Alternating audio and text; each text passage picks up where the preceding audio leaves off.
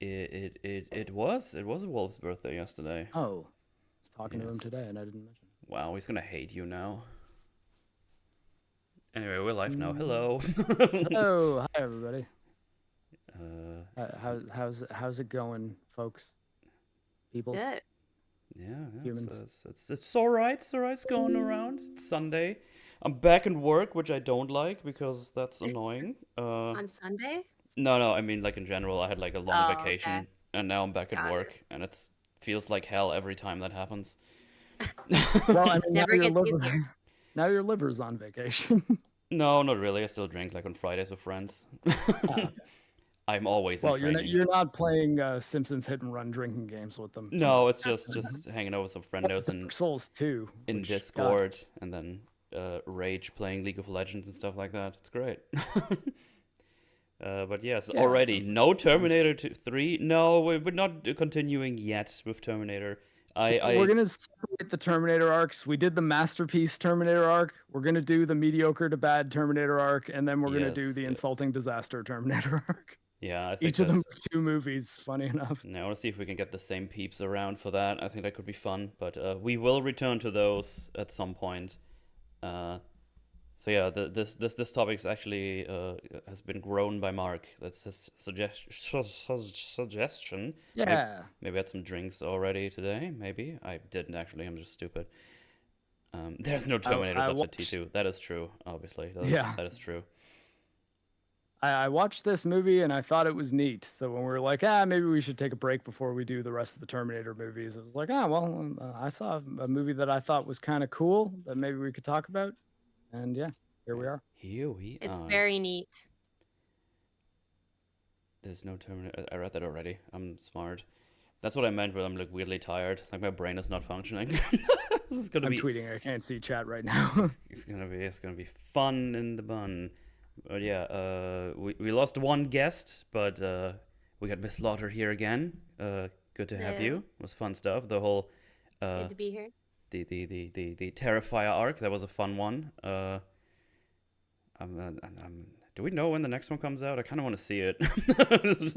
They're just He fun just movies. revealed the script that Ah. he showed the front page of Terrifier 4 script, and he said that it's coming along good, and that we'll finally get Art's origin story revealed in this last installment. So. Okay. Yeah, Interesting. I think he said it was going to be the last installment too. So I guess Mhm. if there is a Terrifier 5, it will be. I mean, maybe if they're going into Art's origins, maybe not a prequel. I don't know. Yeah, True. Sienna spinoff, I guess. should be I'd some be down with that. fun, gory stuff either way, I imagine. So I'm looking forward to it for sure. But yeah, finish on a high note. Wait, what? Oh, we probably have Terrifier, right? Yeah. See, brain, not good. Well, yeah. Here's hoping. Like, don't ever pump the brakes if you've got a good thing going and you have an ending in mind, because that's when things start feeling padded and they get tedious. So yeah, if you've got an ending to your story and it's the right time to do it, just end it. Yeah, or else you Absolutely. risk jumping the shark, and then everybody hates you for it. Oh, that's the good thing and the bad thing with things like Blackadder, because when I was over at Wallace, we watched all of Blackadder, and then it just ends, and you're like, man, you could have done so much more, but you ended on such an incredibly high note, so I don't really blame you. But you could have done so many other timepieces where you can do Blackadder. Blackadder is fantastic. It's so good. Yeah, It's so I funny. finished the first season. I got to start season 2. Oh, that's not even the best one. Like my favorite, Blackadder Goes Forth is still my absolute favorite. That ending, that last episode is just it's a fucking masterpiece of screenwriting. It's insane. I will get to it eventually. I think actually, funny enough, related vaguely to this show, Theo and Wolf, during the time I was watching Blackadder, kind of threw me onto Black Sails, and then like I was kind of just glued to Black Sails every time I had free time. Everyone should watch Black Sails, though. It's a really good show. It's a prequel to Treasure Island. Oh, well, maybe one day when I have unlimited time, I can start watching that as well. But time is a thing. It's limited, unfortunately, because there's a lot of things I want to do, but then the day is over all the time, and it's like, stop, give me back my day. I need it still. Like, Seriously, as time in life goes on, it's just the days are shorter and shorter, and you're just like, this is why I stay up so late and I'm tired the next day because Yeah. I don't want my day to end and I need more time for myself. Yeah, it's that triangle graph where it says like time, energy, Yep, you yeah, can only getting pick two getting or things something. done or something, and like one of them has to go away all the time. Yeah. I just saw Jose Gonzalez saying, "No, let's keep going. Artie in space, Terrifier X." Terrifier uh, revelations. no, Terrifier like Jason X. He goes to space. Give Art like this chrome prosthetic on his face. Oh my god. Time is a I mean, thing. actually, like he might just end up looking like the Green Goblin from the original Spider-Man. Seriously though.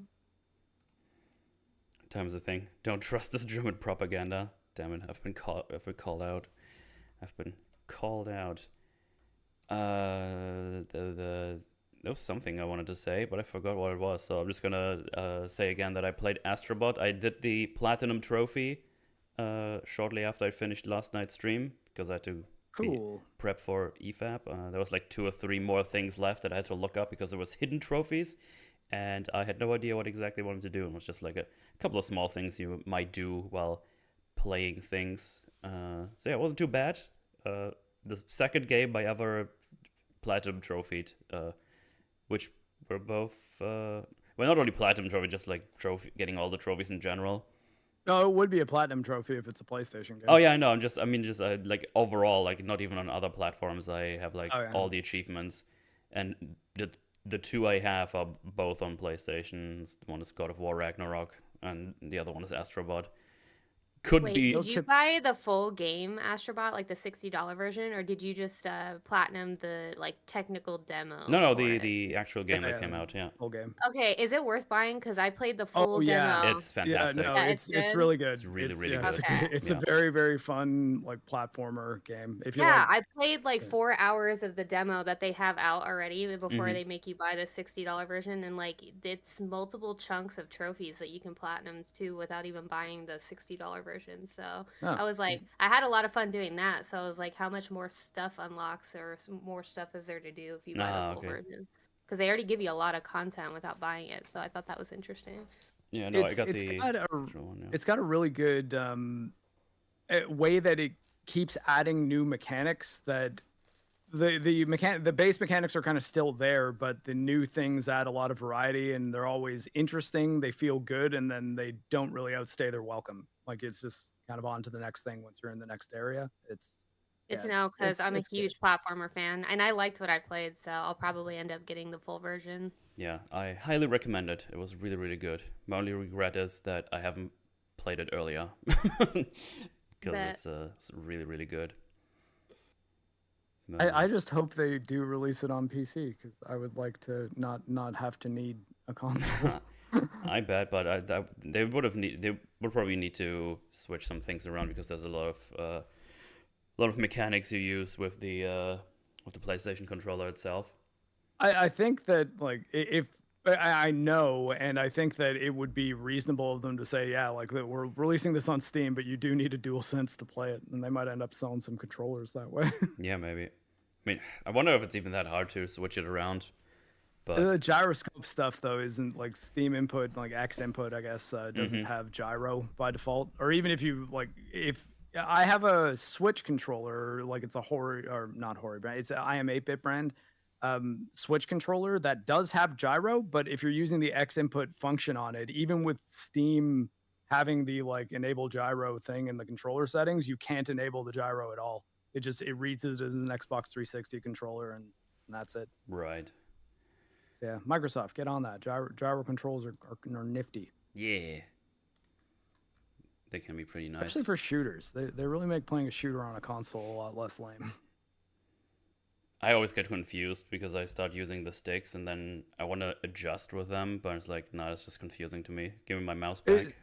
Steam Deck's kind of what got me using gyro aim like crazy, just because in any game you can just go into the Steam controller settings and then make it so that the right stick turns into, or the gyro is just mapped to the right stick, and then you can set what activates it. So generally in most games, if you like hold left trigger to aim, the gyro only activates when you're holding left trigger. Okay. So yeah, it's neat. Interesting, huh? You can even do that when you're like playing games on emulators and stuff too, which is like, wow. Interesting. Yeah.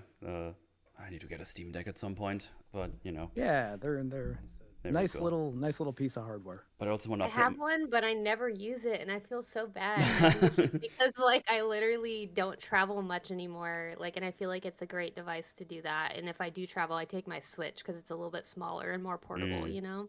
Yeah. But it is really cool. Like, it can be modded and stuff, and it's just like it's a lot of games are compatible with it, and you can literally just sit in your bed and play Steam games on it. So like, it is worth it, I think, if you do Yeah. plan on using it a lot. When It me and emulates everything up to Switch too. I mean, Mm-hmm. if you can find a Ryu, Jinx, or Yuzu, because they're kind of Yeah, taken down, but low key. yeah. Yeah. A friend of mine brought his when we went to Austria for a vacation in the mountains, and when we were hanging out in the in our flat that we rented, we just played what was it? Red Faction Gorilla. ah, Uh, really, yeah. and there's like this awesome party mode we always go back to. Like every other year, we just play that for like a weekend because there's no game like it around. Lots of destructibility in that game. It's so good, and nobody does it. Like I don't know why nobody goes ahead and makes a game like this because it's so much fun. And yeah, we played that and it worked really well. You can also play it on the Switch, but my Switch crashed once when I played that game on there, and it's lagging quite badly, so it's not doing well with it. It was sort of like, Yeah, Steam Deck's roughly as powerful as like a base PS4. So like generally anything that like is settings wise and performance wise, that's a roughly what you can expect. okay, yeah.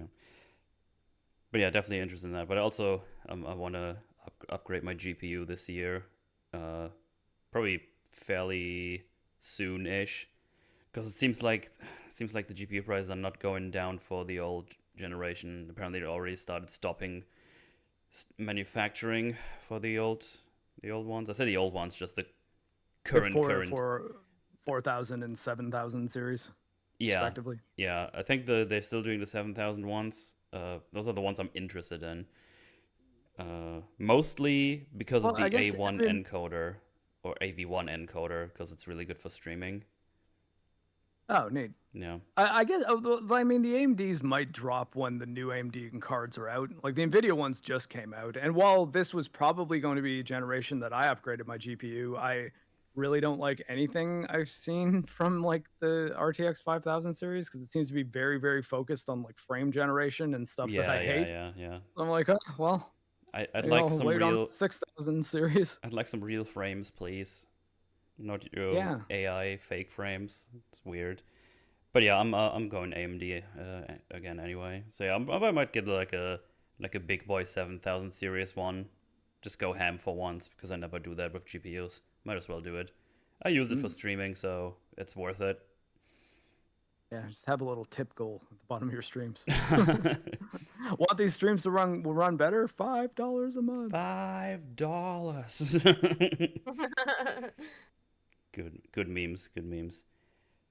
But yeah, so that's something. I also need to buy a new laptop because mine is like 5 years old now, and it exists and starts going like full ham on on the ventilation. It's so loud. Oh god, it And sounds like it's taking off.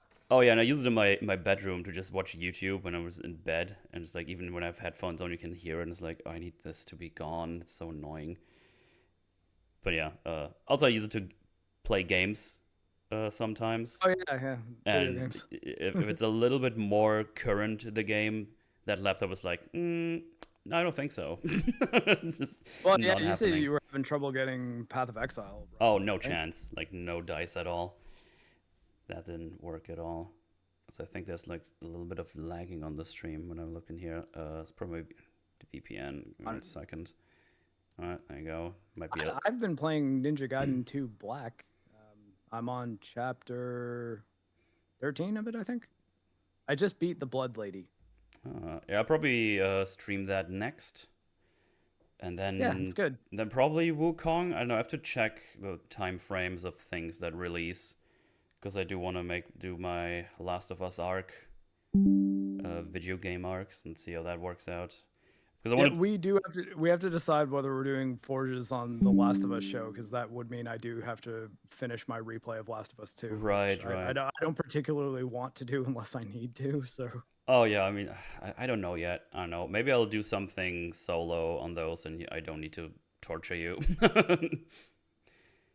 I don't know yet. I haven't decided if I want to do Forge coverage on that or just do like, I don't know, like small rants or whatever these episodes end up to be. So yeah, I don't know. I think it's like in April or something, so we still got time to figure it out. But I'm definitely gonna be play. Definitely will play the two games because I never played them before. So that should be fun? Question mark. We'll see. But yeah, that's that. So yeah, probably sometime next week I'll be doing some Ninja Gaiden, and obviously Wednesdays. On Wednesdays, my birthday hammer, so I'm gonna stream then. Yeah, all those things going on. But yeah. In any case, that's enough preamble, I guess, unless someone else has something super cool and to say. I don't know. I can't do sentences today or any day for that matter. see, what have you been playing? That's the only person who listens. Oh wait, weren't you streaming Dead Space 2 yesterday, or are you Yeah, on? I mean, I've done that on the Night Dive channel. Although, oh my gosh, that ending of Dead Space 2, I have a lot of words that need to be had with the developers of that game. Goodness. Just because, like, the whole design of that last boss fight and, like, the gauntlet leading up to it, like, if you go into it with no ammo, it's just brutal. Like, and I was playing on hard through the whole game, and the fact that, like, it was virtually impossible to do that last boss fight with no ammo, Mm, and I had to bump the game's difficulty down to casual in order to beat it. Like, that's a huge design flaw right there to me. mm, Like, that's crazy. There's a way to get ammo in the boss fight, but it's not practical. Like, it's still way too hard to have to run around with like very little health, very little ammo to try to like get enough in order to beat the boss fight. But if you do have enough ammo, that boss fight's really short. So that's something I had a gripe with because I really enjoyed the game up until that point. But Remind me, what I was the last boss fight again? It's been a while since I played. it's Nicole. You end up having to fight her, and she's Oh, like, that she's got dream that like, sequence thingy? yeah, Oh, where okay, I you have to remember. shoot Yeah. her, and then the heart opens up and stuff like that. But she's got these like little shadow mutant children running at you, and they're the Mm-hmm. ones that drop the ammo and stuff. But it's just like it was so bad, and I was just like raging out on stream, and I was like, oh my god, like I can't. And I needed to decompress after that. So then we ended up starting Condemned Criminal Origins, which I love that game, and it definitely needs a I've modern actually never port and played that. remaster. Oh, it's so good. Like if you like first-person survival horror, like beat 'em up style games that are like have a touch of true crime in it. Oof, Mhm. it's perfect. It's great. Oh, And then I remember it well. I never actually got around to playing it. What was the game I was playing that people said that the combat was similar? It was, I don't know. It's Fallen Aces kind of like it. It's got a lot of like first person melee sort stuff. of. It's this one's more like a 3D rather than like 2D 3D element like Fallen Aces is. Mhm. But Oh yeah, I know the art style's not the same. yeah, I more well, meant the definitely. combat mechanics. Yeah, kinda. It's just more of like a melee beat 'em up. You do use firearms here and there, but for the most part, it's like there's a like parrying and stuff like that, and just whacking the crap out of the junkies that run after you, and you just play the cop and stuff. But it's cool because like there's crime scene like forensics and like technician mechanics and stuff. So like when you go through, you find blood spatter trajectory, and you take photos, and you use black lights and all kinds of stuff. So it's kind of cool. Neat. Hmm. Interesting. I don't think I've The ever played that. sequel is good too. It's not a good sequel to Condemned One, but it's like it's a great game on its own, and it's definitely I think a little bit scarier with like well placed jump scares and stuff. And the story's kind of interesting, but like I said, if you compare the two side by side, it's not really a good sequel. But I like it. But that Yeah, one I never hear you. made it off of consoles. Like sadly, it's stuck on consoles, so you have to buy like an old copy on the 360. Oh wait, the original's on PC. Yeah, they put it on Oh Steam, but it does need some mods and like fixes though, but like the yeah, community yeah. boards can help you with that. Oh, I'm no stranger to those. Hmm. Played a lot of games that I really wanted to get working that needed some tinkering.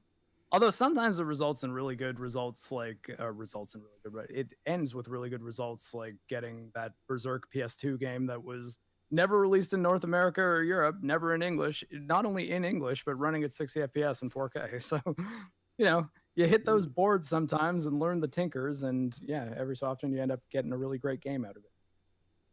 Definitely.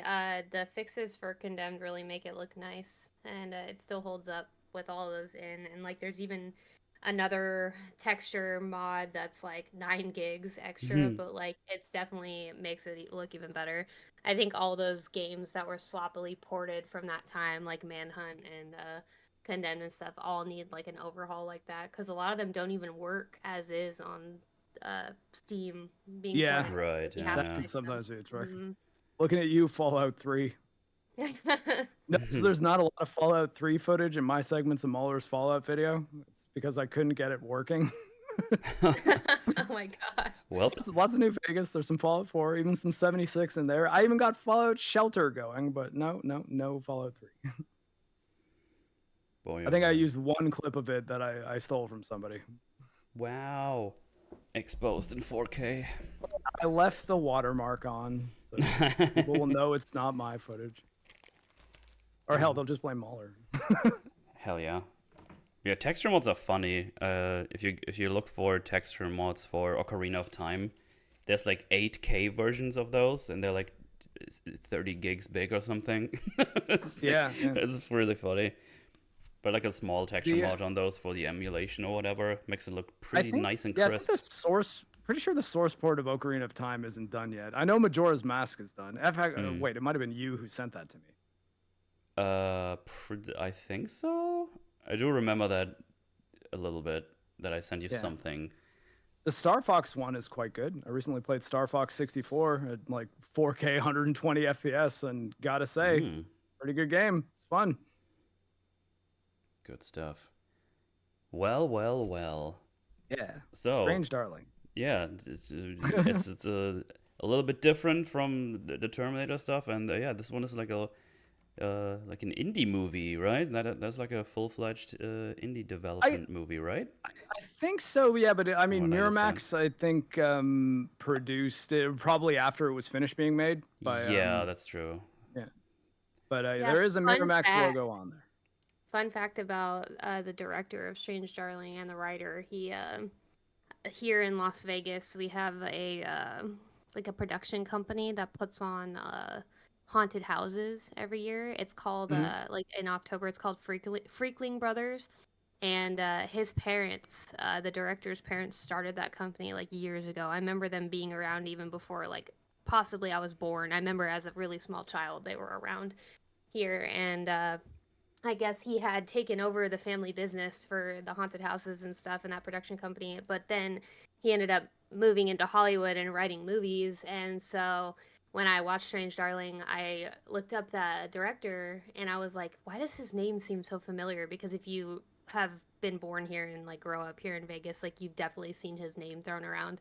And so I was like, why does it sound so familiar? And I looked it up and I was like, no way, like small world. The fact that he owns that company now out here of haunted houses and then wrote this movie that ended up being a banger. And I'm just like, this is crazy. But I hope he does more movies because I didn't even know that he was dabbling in Hollywood and like writing stuff. Like I thought he was just like, you know, most kids do that with their parents' companies. They just like take it over and then that's what they do. But apparently he's a successful Hollywood writer now. Well, good for him because he made a really good movie with this one. I just found out something neat about it. I just opened up the Wikipedia page for it. This movie was shot by Giovanni Ribisi. Yeah. Like, holy shit. What? I just missed that in the credits, I guess. But yeah, no, that's cool. He's the medic from Saving Private Ryan, everybody. That's cool. Yeah. And he's an actor that's also in like a million things. It's just that's the thing I remember him the most from. I think he's also the bad guy in the first Avatar. Oh yeah. Oh. It's been a while since I've seen the first Avatar. Avatar. But Strange Darling's the first thing I've seen Willa Fitzgerald in, and I think she's incredible. I think she needs more starring roles because she did a really good job in this movie. And Kyle Gallner always does a great job. People call him like the modern day Scream King or whatever. But the thing is that the poor guy like doesn't survive often in like any of his movies. He's always Spoiler alert. dying in his movies. Well, we've seen it and we're talking about it, so. Yeah, But I know. yeah, but I'm It's, just yes, saying, we like, will be spoiling this movie, and honestly, there's a pretty big one that we'll not be able to talk about the movie at all unless we reveal it yeah, I fairly mean, soon. well, going into it, this movie is best going into blind, kind of like Yeah. the Substance. Like, don't look up anything about it, and just watch it, and you'll enjoy it a lot more, I think. Yeah. It's this movie, the premise, in the event that you're one of the people in the chat who has not seen the film and is going to have it kind of ruined for you, is about a serial killer. It opens with a sort of, is it text or do they actually read it out? Both. Actually, It's Yeah, okay. I will put it on screen right now because I have it here. It's actually one line too long to show all of it, but yeah. Yeah, so it talks about a prolific serial killer. They say it's a true story. I actually didn't even look up if It's it not. actually is. It's not. He Okay, says, yeah. yeah. He basically says like, "Oh yeah, maybe you can do your own research, but nah." So but no, it's not. It's probably Yeah, there's okay. probably like influences here and there, but I couldn't find something like this at all. Yeah, so considering the first few shots that you're shown, I think even actually before this, you see the shot before this comes up, you see the shot of Kyle Garner's character, the demon, right? Yeah. That's what he's Um, credited as, and as yeah, well, in at in least. the opening credits, you see him choking somebody and very scary music. And the first question that's asked is a woman off screen says, "Are you a serial killer?" And it cuts to that choking, and then this comes up. Yeah. The next sequence that I suppose we'll be getting to chronologically is a woman running for her life and this guy chasing her. Yeah. Okay. Hang on. They do this, so I can just read this out here real quick. So it says between Okay, yeah, 2018 and 2020, the most prolific and unique American serial killer of the 21st century went on a calculated multi-state spree that began in Denver, Colorado, continued through Grand Lake, and expanded across Wyoming and central Idaho before culminating in the dense forest of Hood River County, Oregon. The drawing from police interviews detailed accounts of eyewitnesses, depositions, and observations of various law enforcements. Various law enforcements. This is a dramatization of the true story of the final known killings in that rampage. And this is basically the this is a true story. Wink, wink. For sure, definitely. Yeah, anytime a horror movie tells me that, I'm always like, it's probably not. Probably not. You probably read something to this thingy. I mean, Texas Chainsaw Massacre is kind of the big one where it's like, oh yeah, like this is the true story of, and it's just that it was based on a guy, vaguely. This dude Ed Gein made some like lampshades out of people's skin, and that became Leatherface's inspiration. So they said it's based on a true story, but the actual events of Texas Chainsaw Massacre did not happen. Right. Hang on, where's the thingy? Oh yeah, and Willa Fitzgerald, you were saying you didn't know her from anything. Someone actually told me this on Twitter, and it kind of blew my mind because I recognized her and I really couldn't place her, but it was obviously me being stupid and not just looking it up. House of Usher. That's where she is in. Oh shit, she's in that too. You're right. Yeah. Oh yeah, she's the young the young version of Melanie Mel something, I think. I'm forgetting the name, but I looked it up earlier. I forgot again. The young version of the sister, like yeah. But yeah, she's also the main girl in the first season of Reacher. Okay, yeah, I've never seen that, so I have seen Usher though, which is pretty good. It's fun, not great, but Reacher's okay. But season 1, season 2 is kind of lame. But the one she's in is pretty good. Yeah. But yeah, she's a good actress. She's a good actress, and she's in 3 things that are at worst good, and in the case of this and Fall of the House of Usher, quite good. Okay, I'm looking her up now, and because we talked about if she got nominated for anything, and she actually got nominated for this movie, but from the Academy of Science Fiction, Fantasy, and Horror Films. So nothing like huge, like Golden Globes or whatever, like Oscars, but at least something she was recognized for, which is good because she's incredible in this movie. Yeah. But yeah, as you said, yeah, Fitzgerald, she's just dubbed as the lady, and she's just running away. And then we got Kai Gallner as the demon. So they don't even get names in here. That's just their on-screen names. We don't get a first or last name. I think. We eventually get a little bit more of her name, and I mean, All it right. is the lady. There's just a word in between Yeah, there. yeah. And yeah, you see her run away, and then we start by seeing someone getting chased by someone else, which when we cut to the title fleamage, title screen, Stranger Darling, a thriller in In six six chapters. chapters. And they're like, oh, okay, we do like chapters. That's cool. And then it goes, chapter 3. It's like, oh, okay, we're doing it that way. Tarantinoing. We're Tarantinoing. We're starting with chapter 3. So, And before we continue, sorry, go ahead. I'm gonna have to say it now because everyone is super positive about this movie. This movie didn't grab me as much as everybody else on this planet, and I don't really understand why. Oh, really? Huh. I didn't hate it, but I was just like, oh, okay. So I don't know. So it's gonna be interesting for me to go through this movie with you guys because I'm just like, yeah, this was like I enjoyed this. This was alright. And then I just watched it. I was like, oh yeah, okay. I guess I just watched this. Like I don't know. It didn't. I don't know if it went over my head or if this was like a legit thing of me being like, I don't know, maybe it's not for me, like a legit case of not for me. So I don't know. It's gonna be fun for me to talk about this because I'm just like, I appreciated lots of things in it, but like altogether, I was like, oh yeah, okay. I guess I just watched that. I don't know why. I mean, fair enough. I tried to find things online, but not a lot of people seen this movie apparently. That's another thing. It was because it's like a small thing, like a smaller movie, and I think it has like a very limited release in cinemas, from what I understand.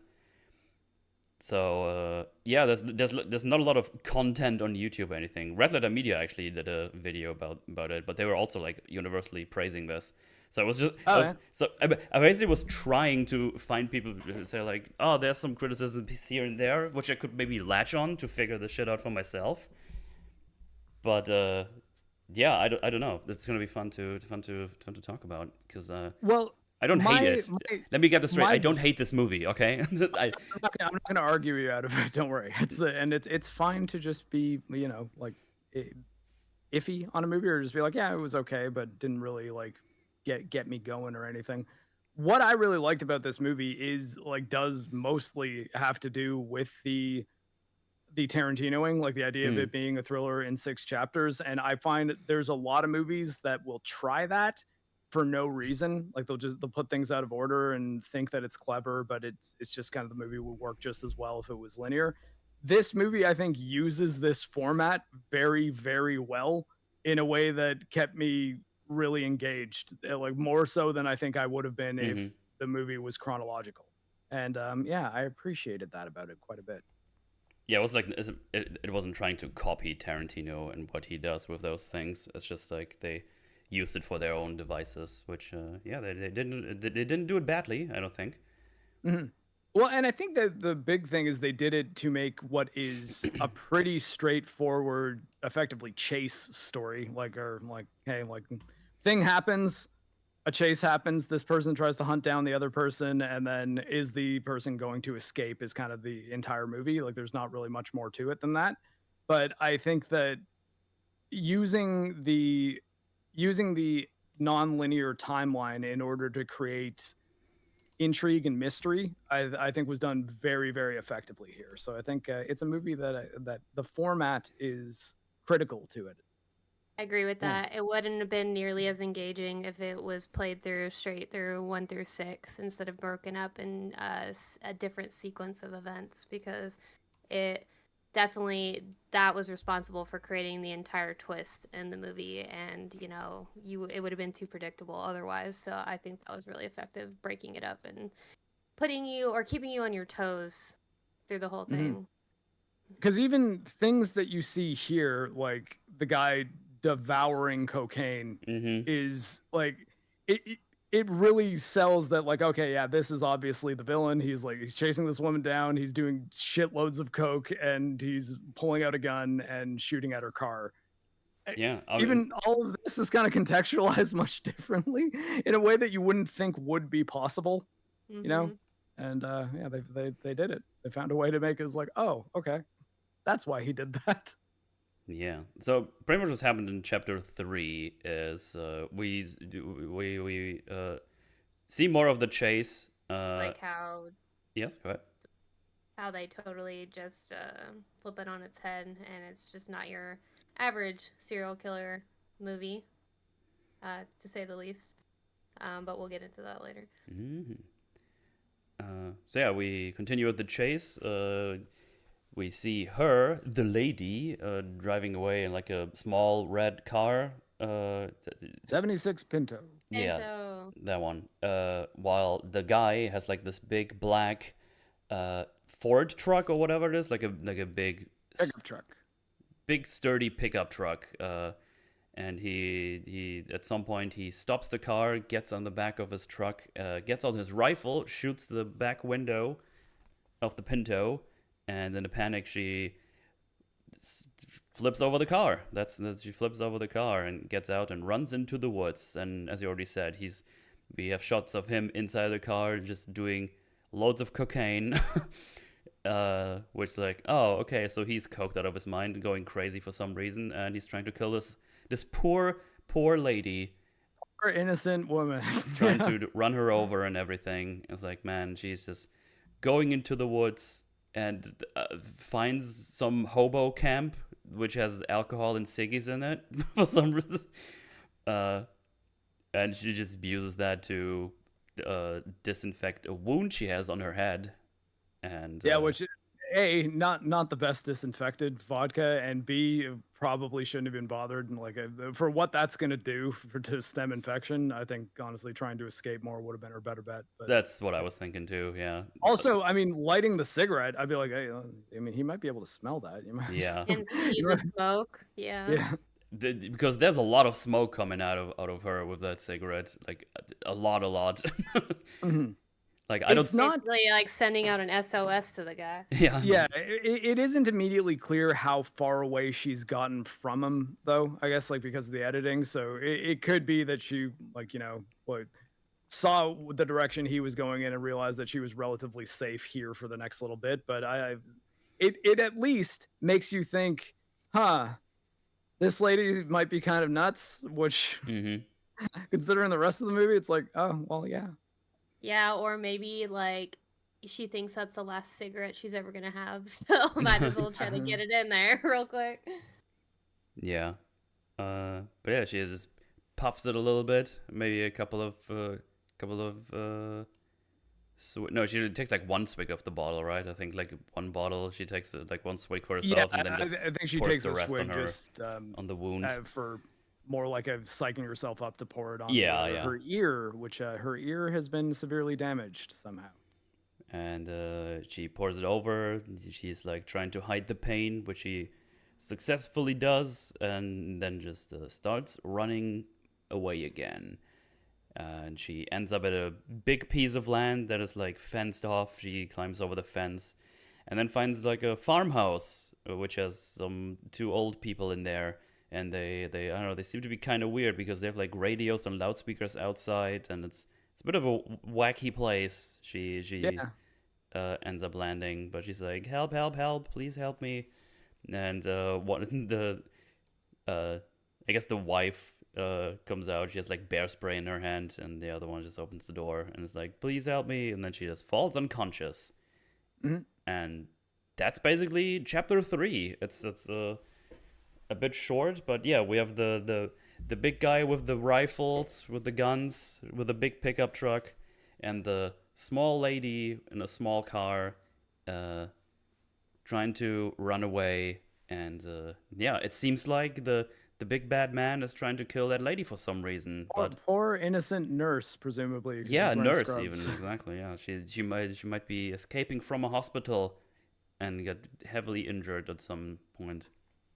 But yeah, chapter 3, where we're missing a lot of context. We're going in here right now, but from what we understand, it's a good old manhunt by the demon, as he's been named in the movie. Yeah. Now just let me get to the next thing, because we go from chapter 3 to chapter 5, which I think is also pretty short. Yes, it is. We just got the visuals ready. There we go. And man, if only I had a stream deck where I can press buttons to do that more easily. Oh, haven't programmed it yet. Ooh, fail. Yeah, I can press for memes, but I don't think they show up here because that's the wrong scene.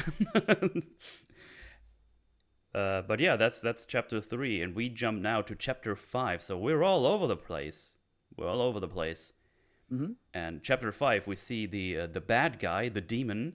He found his way into the old folks' house, and he basically just looking around to find the lady, and he keeps saying like, "Here, kitty, kitty, kitty," which seems very unhinged. It's like, oh, Yeah. that's weird. He's a psycho killer, obviously. And yeah, I guess he's basically just going around the house and shoots at Shooting like hiding boxes. spots. Yeah, shooting hiding spots, exactly. And at some point he just gets frustrated because he can't find her. And yeah, while we go through the house, we see that the old man, he's dead on the floor. It's like, man, he just got in here, probably killed both of the old folks here. They were just hanging out in their house just to get to this lady. Man, I just need to know what the context is. Like, this is insane. I don't even know what is happening. But he seems very unhinged, has a gun, and just starts shooting hiding places. So he's dead set on getting that lady one way or another. And when she can't find her anywhere, he even checks upstairs. He just goes out for a cigarette. And he sees on the ground there's like all kinds of meats on the floor. Frozen meats. Yeah. And he's like, that's kind of weird. And then he thinks a little harder. It's like, oh, maybe the freezer. And while this is happening, we get like shots from her close up that she's hiding somewhere. Yeah, And if we can't tell exactly where. yeah, but if you know it's a freezer, you can see kind of background. You can see like the what is it, like reflection. is like aluminum or whatever they put as a coating in those things. I actually don't know. The metal lining of the freezer you can see is reflecting the lighter that she acquired. Yeah. But yeah, you can see like behind her, you can see like the wall of the freezer, and you could make out it as a freezer, especially when you know it is. It's like, oh yeah, I know this material. But yeah, he gets there, says, "Here, kitty, kitty," and shoots the freezer right through her, and she starts yelling because she got hit by a bullet. Mm-hmm. And, hard to stay quiet after that happens. Yes. And well, not really any point of being silent because he would have checked the freezer anyway after this. So yeah, but there seems to be a little bit of hesitation this time because she seems to be pretty sure she's in there. But he takes aim, shoots in there, and opens the door, and it looks like he knocks her out. Punches her straight in the face. Yes. And So I mean, we're very convinced that this is a very bad man who has just hunted down this poor woman who was just trying to hide in a freezer to escape a madman, and killed presumably 2, even though we only see the body of one of the old people that helped her out 2 chapters ago. yes. But now we're going from 5. We go to chapter 1 because now we get the beginning of the story. I mean, we're gonna have to go through these here for a bit because we're missing a lot of stuff, obviously. So we just have to get through these chapters to a degree, and then that's when conversations can really start happening, I guess. Yeah. Now I just need to We're still in the part where the movie has not tipped its hand. Yeah, there's yeah, because chapter 1 is also probably as long as the other 2 chapters together before we continue on to the next chapter, whichever that might be. But yeah, this chapter is called Mr. Snuffle. Yeah. It's like, oh, that seems kind of nice, kind of cozy. I mean, I think that the implication there is like snuffle, like is kind of like maybe making you think that that's the guy with the cocaine. Right. So yeah, we go to a different place. We're in front of a hotel, the Blue Angel Hotel, and we get like a nice little coloring shot. I like the colors they use here as well. Like throughout the movie, it's kind of nice. Like because it's the demon and the lady. They're both in a car and they're just hanging out. Yeah, And they're seem like they're friends or potential hookups. yes, and they're just kind of talking with each other. The car is flooded by the blue light. Looks pretty cool. I like it. And yeah, apparently they've been just hanging out somewhere. I don't know if it was like a party or something. Presumably a bar, I'd say. Yeah, or a bar. And She basically, kind of strikes me as like a sex worker, possibly, in this scene. Before you know more. oh yeah, I could see that. Yeah. Mhm.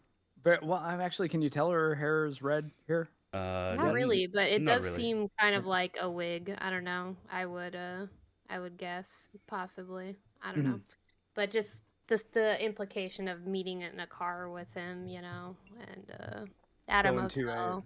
sleazy Mhm. motel. Yeah, no, exactly. But yeah, it seems like they want to hang out here, check in, and maybe have some fun, if you will. And there's like a whole scene here where it just seems like I don't know, a conversation that you have with someone before you agree to have sexy times, I guess. Because she tells him that she doesn't really do this all that often because of all the safety concern of going into a hotel somewhere with a complete stranger and things like that. And it's like a scene where it's like, oh, that's like a weird message to do right now in the serial killer movie that's on the nose. But this is going to be important for what this movie does. So, shut up. Her main concern is figuring out Yes. whether or not he's a serial killer and whether or not it's safe for her to go into this hotel with him. Exactly.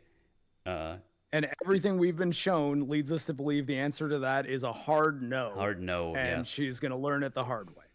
No, I'm just saying because I could see people watching this like, oh, great, this is like just a weird movie with some messaging they want to throw at me. It's like, no, this is important to to watch what happens later in the movie and how we get there. But yeah, he's just trying to keep it chill, offering some beers and even some booze. And but the movie makes yes, kind of asking for her number and then her saying that like it's about Instagram these days, and he's Oh, like, yeah. like I don't have that stuff, and actually him not being like a smartphone guy is kind of important too. yeah, it's kind of fun, and it is important, yes. And the movie makes sure to give us some shots of the rifle in the back, and later on in this scene, even that he's making sure he has this little leg gun sidearm thingy. Is that like a proper word for that? Ankle holster. He's got like a little snub nosed Glock and an ankle. Right. And yeah, we get our first recontextualization from the first thing we see when this movie starts, where she asks him, "Are you a serial killer?" It's like, oh, this is here. They're just in front of a hotel. That doesn't even seem that bad. Like this just seems like they're having a bit of banter. And he's like, "No, I'm not a serial killer. What are you talking about? Are you crazy?" And yeah, she just asks us to be sure. And they eventually agree to get a room in there, but she then says like, "But hey, you have to do exactly what I tell you to do." And we do a hard cut to her being strangled. I was like, oh, okay. With like the shot from the beginning of the movie, just in color. Yes. But we quickly figure out, we're doing some roleplay stuff here because she keeps saying harder. It's like, oh, okay, that's what we're doing. Okay, that's our first little twisticles here. Then he stops. Recreational strangling. Recreational strangling. And she seems not very pleased with with this. Like, I guess that wasn't her kind of fix of strangling. I don't know. I'm not knowledgeable in BDSM, so I don't know how this works. He's not going hard enough to her taste, and and she seems to just like it's just not getting her going. And he's kind of like, well, I mean, this isn't really my like typical thing. So. Yeah. Which we also get a little bit of a scene for later after we get through this scene. But at least for me, it was like, oh wait, but she didn't even use like a safe word. So I think what's gonna happen next is we're gonna go to the actual part where this is happening, and yeah, I mean, this is basically what happens. If you don't think about this seems to be like this is the part where he starts becoming a killer. Yeah, becoming a killer. It got me. Like I was like, oh, okay. I was like, yeah, the choke thing was a bit of a cheat at the beginning of the movie. Yeah, but yeah, he yeah. actually is like now she realizes she's actually in trouble.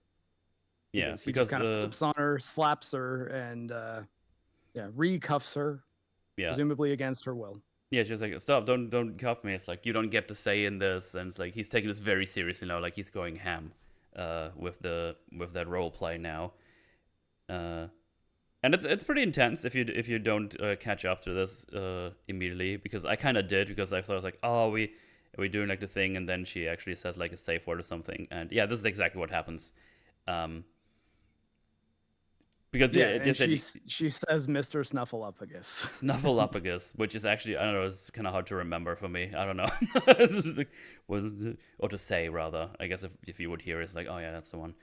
But yeah, he's as you said, he's like telling her to call him sir every time, and tells her to kill her and cut her from lip to lip. It's like, that's the way to put that. That's creative. It's like, Jesus.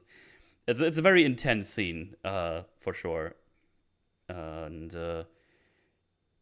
she then says the safe word, starts to cry, and he's like, "Oh God, are you okay? I'm sorry." And then she just kind of fucks around. So it's like, "Oh no, not really, not really." It's like, "Oh no, this is like you were doing very good, and I've never been so turned on in my life." So she was very into this. So you got your first little fuckery with your perception of what happens in this scene here. And we cut back to them in the car before they go in, and they talk about how that he never really tried this, but you know what, hey, let's go for it. I did a little bit of acting, so I don't know, who knows, maybe I'm good at it. And and she says to him in the car scene too, like, don't even tell me when you're gonna turn, just do it. So even him being maybe not so great at it at first, but then like pulling it out, and that's a word I chose to use, isn't it? Mm-hmm. Flipping around and then just being very scary with her was like actually part of the plan. Like, yeah, she kind of knew he was going to do that, but she sort of wanted to be caught off guard by it too. Yeah, exactly. And then we after we get the little context, we go back into the hotel room, and he's like, "Oh wait, if that was so good, why did you say the safe word?" It's like, "Oh no, I just want to break, maybe a little bit of water or whatever, do some drugs." Yeah, it's like they kind of make out, and then we see her stop. She kind of goes backwards, and we get a little flash frame, which is a devil visual. It's like, oh, that's interesting. What are we doing with this? And at this point, I was like, are we doing like something supernatural? Actually, I don't know. Like I was like, oh, we'll see. Well, yeah, I mean, at this point, I was like, okay, I actually don't know where this is gonna go at this point, because I had an idea, but the devil flash was it does get explained much later in the movie, but it does, yeah.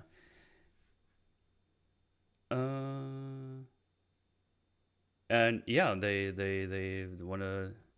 Well, I guess the drug part is in another chapter. Actually, I think here she. Oh, is it? Yeah. We get the devil flash. I thought that it was here as well, but yeah, they get the devil flash, and where am I in this? I'm trying to get the flash of that devil, possibly. Oh, that was too far. Oh god, now I'm way back. I just looped back to the beginning. Hang on. I go like frame by frame.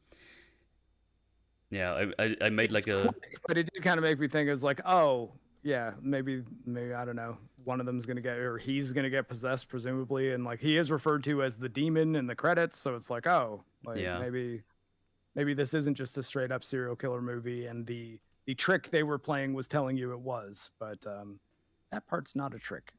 Yeah. Oh god, like the promise is like legit one frame, so I now get I'm like one too far, and for some reason in VLC you can't go back one frame, you can only go forward, and I don't really understand why. Huh. Well, anyways, it's a little like red devil face. Yeah. Or demon face. Hang on. 2, 3, 4, 5. Damn it.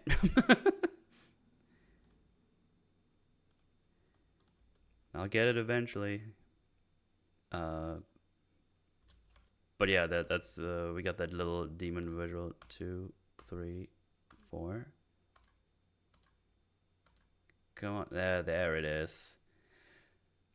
There you go. That's the visual we get. And yeah. like, oh wow, that's the devil or a beast of some kind, of demon maybe, but Probably not a human thing. a not human thing exactly. And I was like, oh, that's weird. And you can't even make it out if you don't like roll back and go frame by frame, because it's like legit just a one frame thing. Yeah, also something else to notice while they were trying to have fun, he constantly just wants to, he wants to have sex, but she's like, no, not yet. Like he's kind of getting cock blocked the whole time while trying to play along with like their role play. So it's like a bit awkward as well, like intense and awkward, and it's like, okay, something is weird here, basically. Yeah, she seems to have more interest in the violence than anything else they might do. Oh, god damn it. And then we go to chapter 4, which is gonna be the first one where we get some interesting things happening. And chapter 4 is called The Mountain People. Mm-hmm. And all we see in the beginning is we got this old husband and wife folks. They're just kind of hanging out, and they're really weird. And yes, they're strange. They're very strange, and I don't know what the movie is trying to make me feel here, to be honest, because it seems like kind of weird. They kind of like have their coffee mugs like yeah, and then they laugh, and it's like yeah. I think the food they eat is probably the weirdest part. Dude, oh yeah. That was probably the most horrific thing I've seen in the whole movie. That's the only thing Metal texted me about while he was watching. It's just like, so it just kind of sounds normal. He makes like some sausages, but immediately it's like, did you just throw a whole pack of butter in there? What the fuck is wrong with you? Wow, man. And then you just crack some eggs in there, and they're just all like swimming in butter. It's like, just look at this. This looks so nasty. I hate this so much. A whole stick of butter, bro. Like, I would have tapped out at that. Look at this. There's like 3 eggs in there, and the butter is not even fully melted, while the rest of the butter is already bubbling.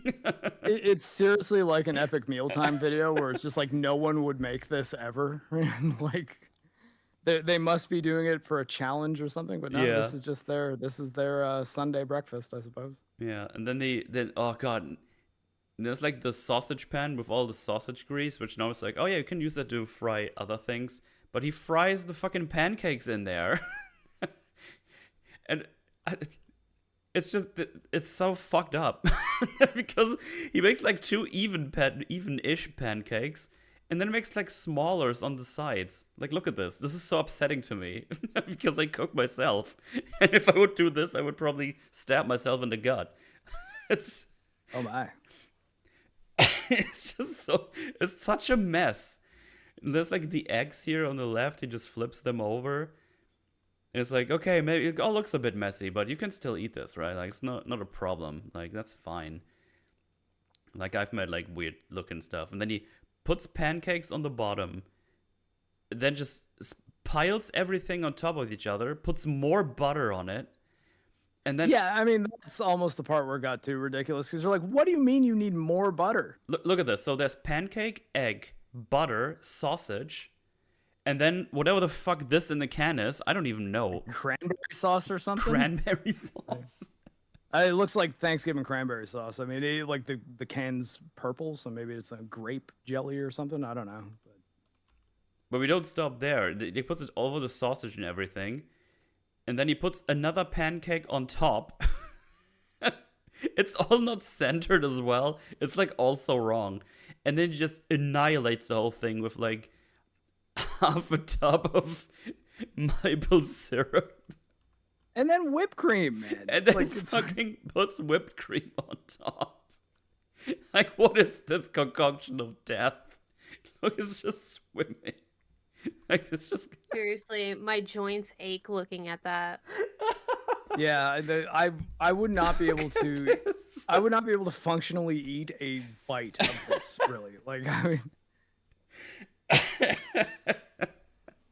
the so sugar bad. deluxe. Oh my god, Snake. It's so For bad. the record, my limb loss was not due to diabetes. Oh, I may be a cripple, but I'm in pretty good shape. it's almost like a child's last meal. Yeah, I want sausages and eggs and butter and then more butter and then pancakes, top and bottom.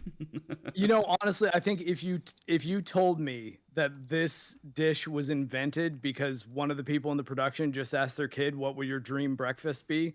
and they just like whatever they say, we're gonna make it. Yeah, like I'd believe it because it's. and then they I don't bring it think- to I the don't think table. Grown adult would ever think that this would be something that you should make. Then they bring it to the table, and it's like all melted. Like the whipped cream is kind of melted into the maple syrup and the butter, and it's such a mess. It's so gross. Looking at those people too, I don't believe either of them could finish these plates. No. But then you're like this neat. God, Eric, small amount of food for an average person. Then you have the strawberries in the middle that are just neat and normal. I was like, okay. Like, yeah, I'd have more trouble with this than the Movie Bob $3,500 McDonald's order challenge thing. Like, so yeah, this was very upsetting to see for me. And they just put a strawberry on top. I was like, yeah. And then they both take a bite and they're like, yeah, they love it. Those fucking weirdos. I mean, yeah, they're survivalists, so you know, I guess that's they're just like, hey, no matter what, we can always make a meal like this because we have livestock, we have canned goods and whipped cream and butter. Yeah. And then they play this weird puzzle game, which It's a puzzle of Scott Baio. I don't even understand what this is. Like, oh, you have that many points, and you already set up this puzzle piece. What I don't know. I don't understand what game they're playing here. Like competitive puzzling? Yeah. I didn't even know that was a thing. Because he says like, you're 3 ahead of me. It's like, ahead of what? Did you just? I don't understand. Maybe they're counting like how many pieces they put down to complete the puzzle. Like whoever puts down the most wins or something. I don't know, but I've never heard of that, and I do puzzles a lot. I mean, I guess you figure there's got to be like a time limit. Like, how many pieces can you put in before your turn ends? Maybe. I guess so. Yeah. But yeah, the Scott Bio thing. I think that's just a meme as well, because later on he says like, "Oh, we're not into him. We just got this for free. We get what we can." Yeah. It's like, okay. I love how he felt the need to like explain that too. Like, oh, we're not into Scott Baio. Well, yeah, no, I forget where they say they go, but it's like, I don't know, like our church just gives away old puzzles every now and then. Yeah, This is the yeah. one we got this time, or I don't know if it said church or something like that though. Like some Community charity group. thingy, community thing, yeah. Get the bear spray. Yeah, Second mention of the bear spray. Getting the bear spray. I was like, "Can you help me, please?" And then we catch on to chapter 3. And yeah, it seems like they kind of patch her up, give her some bandages and everything. And they're like, "Oh, you sure it was a man that did this?" She was like, "Yeah. You sure it wasn't a squatchy?" So did it mean like a Sasquatch or something in the woods? Yeah. Yeah, that's exactly what they mean. Like a lady just points out, "Oh, Sasquatch can't drive a car." That's true. But yeah, they're like really weird people. And she asked like, "Do you have a gun?" I was like, "No, we just have a baseball bat." Wait, what? That was them. They said baseball bat. Hang on. Let me look at baseball it. bats. Oh no, bear and spray. then Bear spray. Bear bear spray was spray, the other place, I think. With knowing that the assailant is armed, the baseball bat would probably not be very effective. She'd have to catch him by surprise. Yeah, she just points out, I thought mountain people have guns. It's like, oh no, we're not mountain people. We're just old hippies. I was like, oh, okay. And then Bigley Jr. does clarify, is like, actually, I'm an old biker. She's Yeah. an old hippie. Exactly. I love her, so I'm living the old hippie life. Yeah, but yeah, she's like in more pain. It's like, oh, you want some aspirin or something stronger, and Percocet. Percocet. Okay, yeah. Yeah. And she's like, yes, I want more of that. That sounds awesome. So she goes up, and then the meme perhaps is like, oh, that's the way into Scott Bio. They give them away for free. It's just The flea market. Okay. I don't know. It's just a meme, basically. I don't know why this happened. I thought it was just fucking I think around. also when he says he's an old biker, he's just like, look, I don't like Scott Baio, okay? Yeah. Yeah. But yeah, she sees the food and she's like, "Oh, do you mind if I get some of those?" And he's like, "No, please, here, have a chair." And I was like, "Man, you must be really hungry because that looked gross." But anyway, he's like, "Oh yeah," as you said, he says it's like an old biker. I was like, "Oh yeah, it's in the garage, but I can't drive it anymore because apparently he has like a wooden leg going on." Oh, yeah. And he says, "Oh no matter how good you are, if you drive that thing every day, it's bound to happen. Just can." Also, not how I lost my leg, but about 6 months before I lost my leg, I did get my motorcycle license, and I never really got a chance to use it because. No, that's a shame. Yeah. So I mean, maybe it was a good thing. And so yeah, so we got a little bit of like, I don't know, characterization for these two, which I don't know, it's just kind of nice. Don't mind this. It's just like, yeah, they're kind of this weirdo couple that live out in the mountains, apparently self-sustaining because we see they have like chickens and stuff. And he's like, "Oh well, anyway, I better go call the cops now because if this guy is hunting you, that's a reasonable thing to do." And I was like, "Yeah, it is. Good choice." But then she says, "Oh, do me this favor, no fucking cops." I was like, "Oh, Yeah, why?" So this is the first like major. If you haven't figured out that there's something going on with her, this is the first one where it's like, oh, Yeah, okay. because if you're getting chased by this freak man, why don't you want to have the cops called? That's kind of weird. Like it was immediately weird that almost even before "help me, please," she didn't say "call the cops. I'm being chased by a madman." Yeah. Right. Then we cut to her upstairs getting the big boy Percocet. painkillers, and we hear like a little yell or a little distress, and she goes down there, and we see that her husband has been stabbed and bludgeoned by her, and he's now dead. And it's like, Yeah. oh, I think I know what's going on here.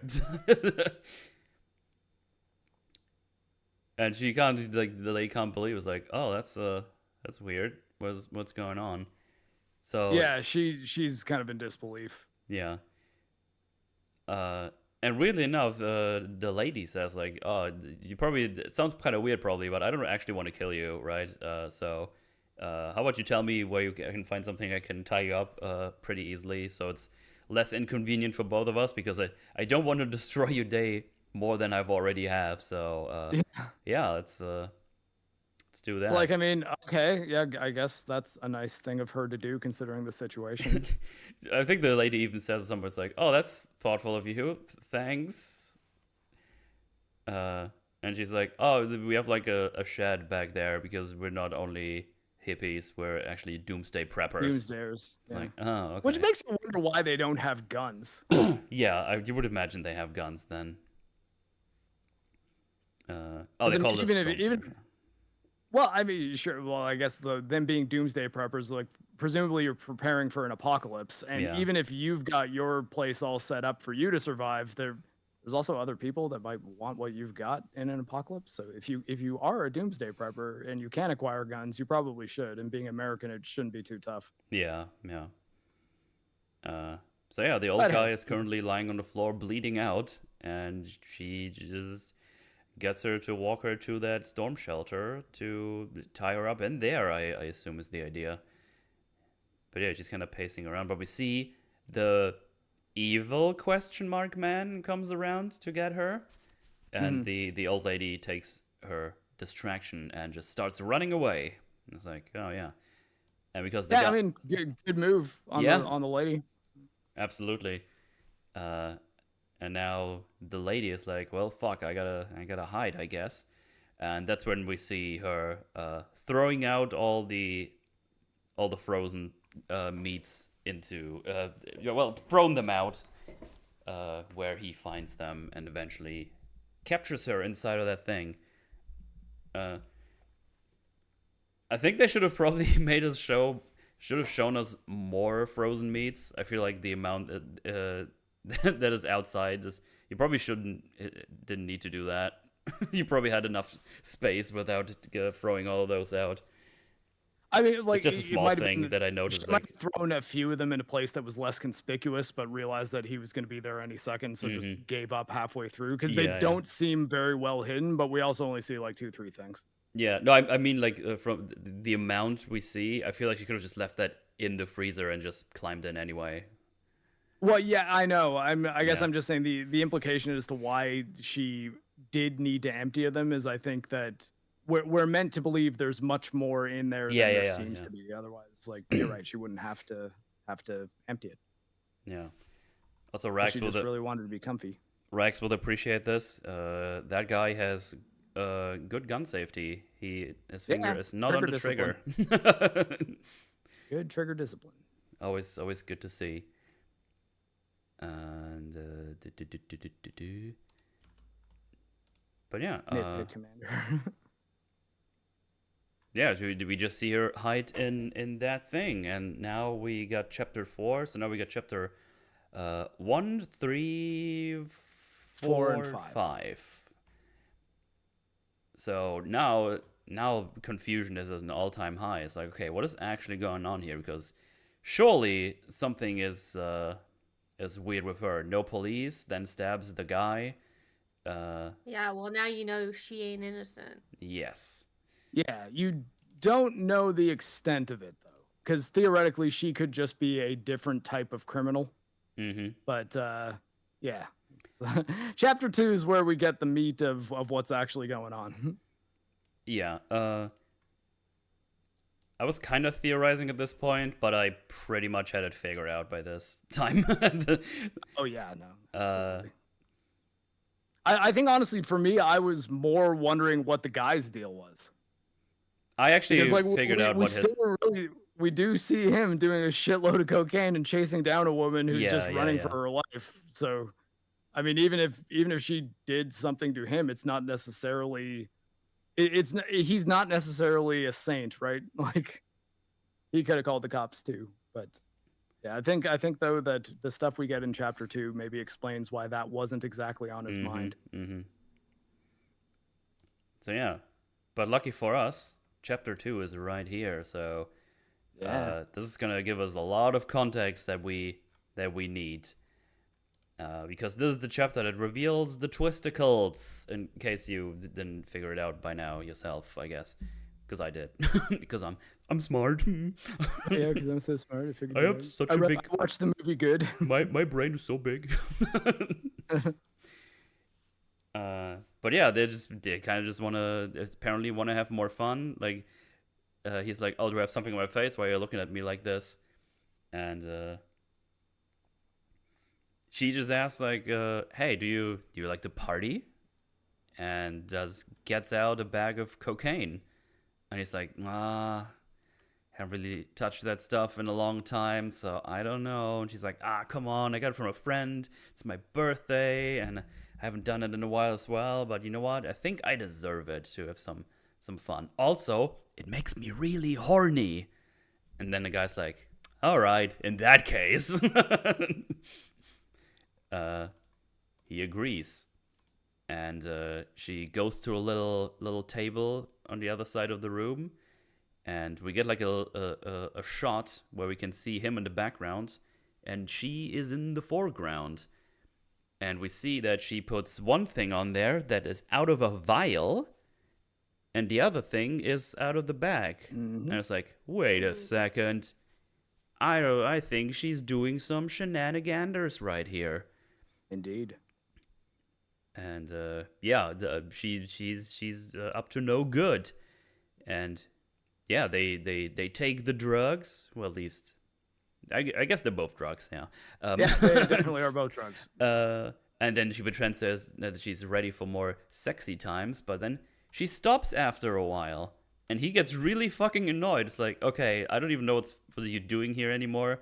You said this makes you horny, but it seems like you're actually like in a bad mood now. So, fuck you, basically. You can find your own way home. I'm gonna leave now because it's been flip-flopping all night. It's light outside now. I'm gonna leave because she's starting to put her boots back on. And it's like, okay, I guess this is not happening. Even though I felt like we had like some chemistry going on here. You even talked me into doing drugs that I didn't particularly want to do. Yeah. And then she says, "Oh yeah, we can fuck if you can still move in 5 minutes." And he's like, "Okay, whatever." And we see her going to the bathroom with her backpack and just kind of slapping herself and just kind of bracing for impact, for a lack of a better term. Also, the bathroom is fully red. Very red. Very red. Evil red, if you will. And she gets out a knife and a taser. I was like, oh, okay. I think I understand now fully. Because we hear the door close, and she's like, oh, better go check. And she looks around the corner, and there he lies on the floor, drooling. I was like, yep. Oh, okay. She's drugged him. And she pulls him back into the room. He's trying to grab onto something, but he's out of it. Yeah, no strength. No. Also, is that her pulling her? Because that's actually kind of impressive. Yeah, I mean, she grabs him by the fucking boots and just gets him in there. It's like, ugh. And yeah. At this point, I felt so bad for him because everyone just freaking pinned it all on him in the beginning because the way they set it up. And then I'm just like, oh, he's just this poor guy that just wanted to get laid. Yeah. And talk the whole night, and then shit. Yeah, so obviously what they did by presenting the whole story in the way they did, in a different order, they planned all these seeds of your perception. Small car, big car, guy with gun, nurse outfit with a small car with no guns. And making him look completely unhinged from the beginning with Yeah, the cocaine and the everything. speeding and the strangling. Yeah, and even like the conversations there where she starts talking about she has to be scared of every man before she goes inside, like playing around with that conception, that concept. The warning being that he is the one that should be concerned about having casual sex with a serial killer right now. Yeah, and the fact that he was like not on board with most of this from the beginning. Like he didn't even want to take that route, but he did it for the sake of her. And it's just like, he turns out to be like the real softy in the situation, even though they completely portray him as a demon from the beginning. Yeah, even by telling us that he's called the demon. It's like, like, oh damn, okay. So he's clearly the bad guy. But yeah, they flipped it all around on us, and now we go here, and she's like, oh, drags him onto the bed. Now has the knife. She takes off his shirt, and he just is like, cocaine. It's like, no. I fed you ketamine. Like which I'm pretty sure that's the opposite of cocaine. It just sedates you, right? It's a dissociative painkiller. I was on a fair amount of it while in the hospital. Actually, before I lost the leg, it was in the time that they were trying to save my leg, and it definitely is not it's not something that would make it very easy to do a bunch of stuff while you're on. Granted, I couldn't really walk at that time, so I was stuck in a hospital bed regardless. But yeah, the only thing that I remember about like the times that I was on like IV ketamine, so not I wasn't snorting it. Obviously, they don't have you do that in hospitals. Is I watched the film Moana, and it was strange. I bet it was. But then she also says, "Oh, you know what? I didn't actually want to do this. I just wanted to have some fun, actually. But I was just trying to have a good time." And we don't really understand what that means yet, because I was really confused when she said that. It's like, what do you mean you didn't want to do this, but you did? But yeah. She takes off his boots as well, and then there's like a song playing that basically is like love hurts, leaves wounds and stuff like that. And she kind of sings along while she just stuffs his sock into his mouth, and then gets the knife. Mm-hmm.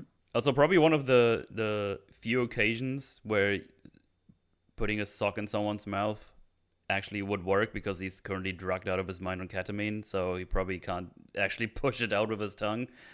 Yeah, wouldn't have the strength to do it. Yeah. And then she proceeds to cut him for about 10 minutes. And periodically electrocute him with the taser. Yes. And it looks like she puts on her initials onto his chest. And the initials say EL. And we don't know what that means yet, but that's what she does. Oh, technically we know the L. We just don't know that we know it. Oh, that's true. For real.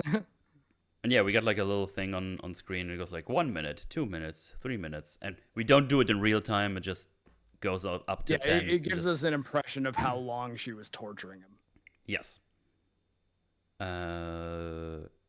And then we cut to her being back in the bathroom, checking his phone, throwing it into the toilet, checking his wallet, taking the money, and also seeing that, oops, he's a cop.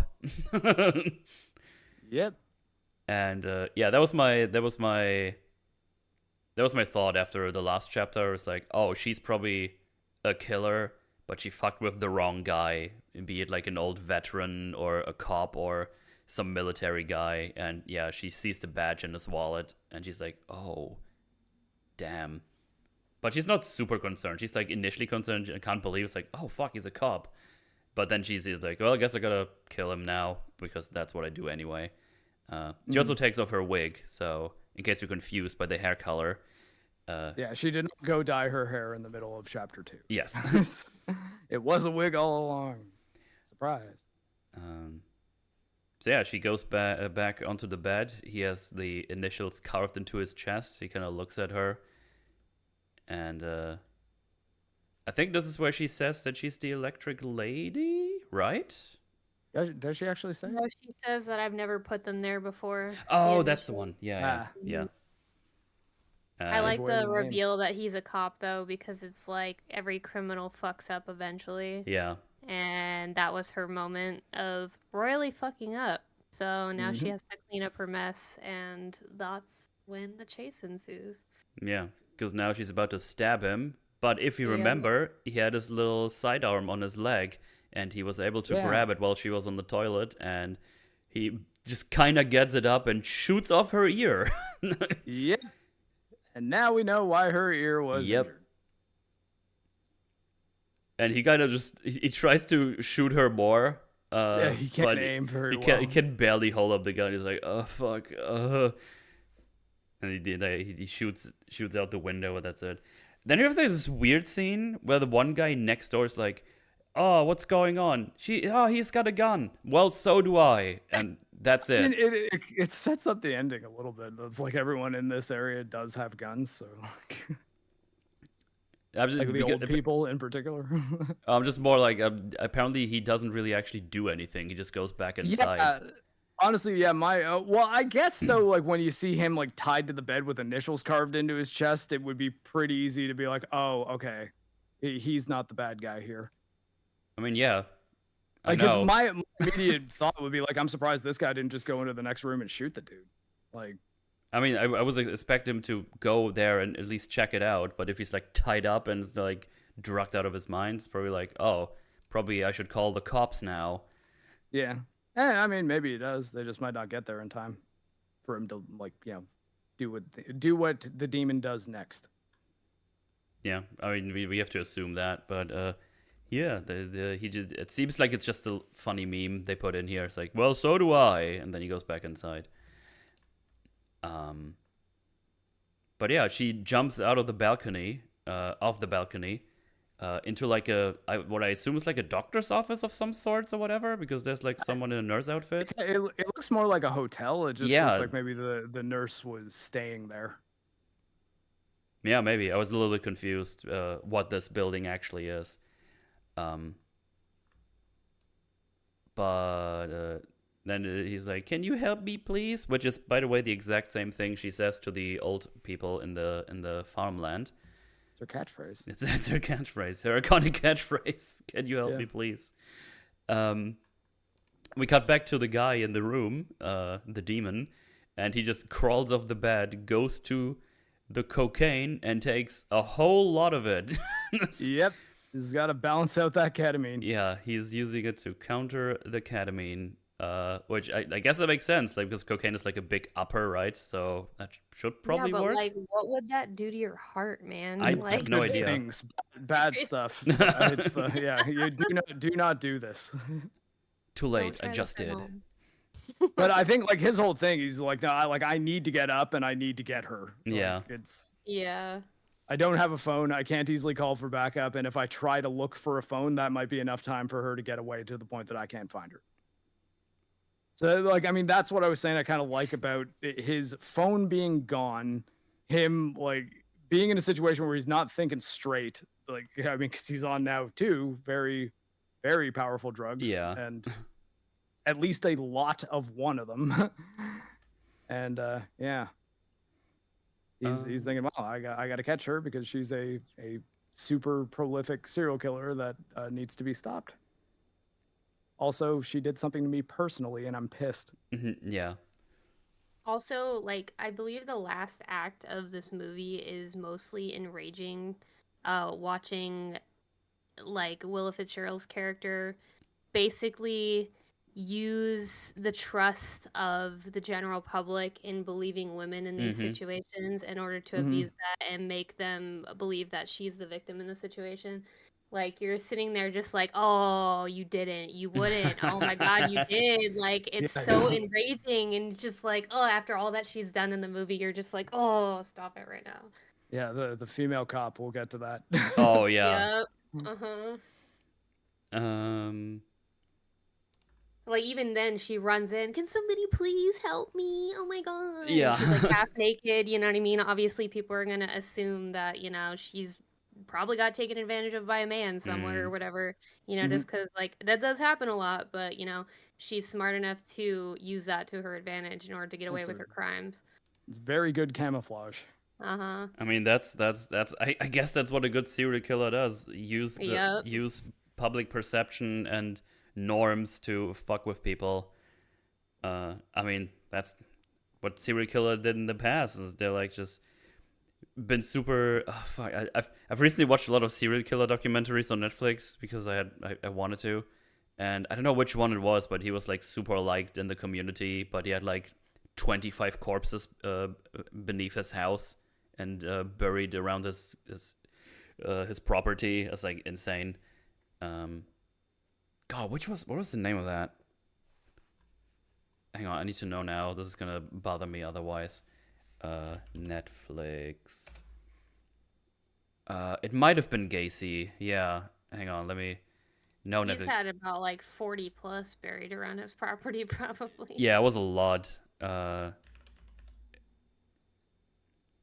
John. Yeah, it was Gacy. The reason I remember is because it has the clown. Yeah, it was that the clown thing going on. Yeah.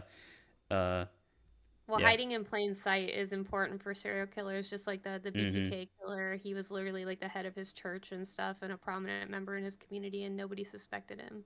So that's important for your alibi and everything, is to blend in and be the person that you least suspect. Like the Yeah. female serial killers, I'm surprised there's not more of them, because they definitely could be doing what she's doing in Yeah. this movie, and nobody would suspect them.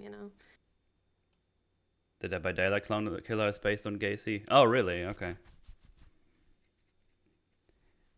But yeah, now we also know where she got her outfit from, and the car. She also stabs the receptionist because she's about to call the cops, and she's like, "No."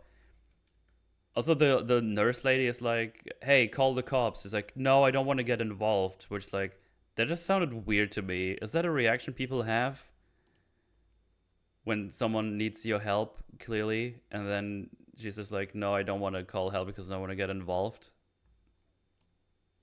I mean, yeah, it's definitely sus and a red flag, especially like if you're crying, "I need help, somebody help me," but like I get it from the sense of like cops are useless a lot of the time if you call them, but like when something like this happens, absolutely you want them to file a report and go after the person that's supposedly preying on you. So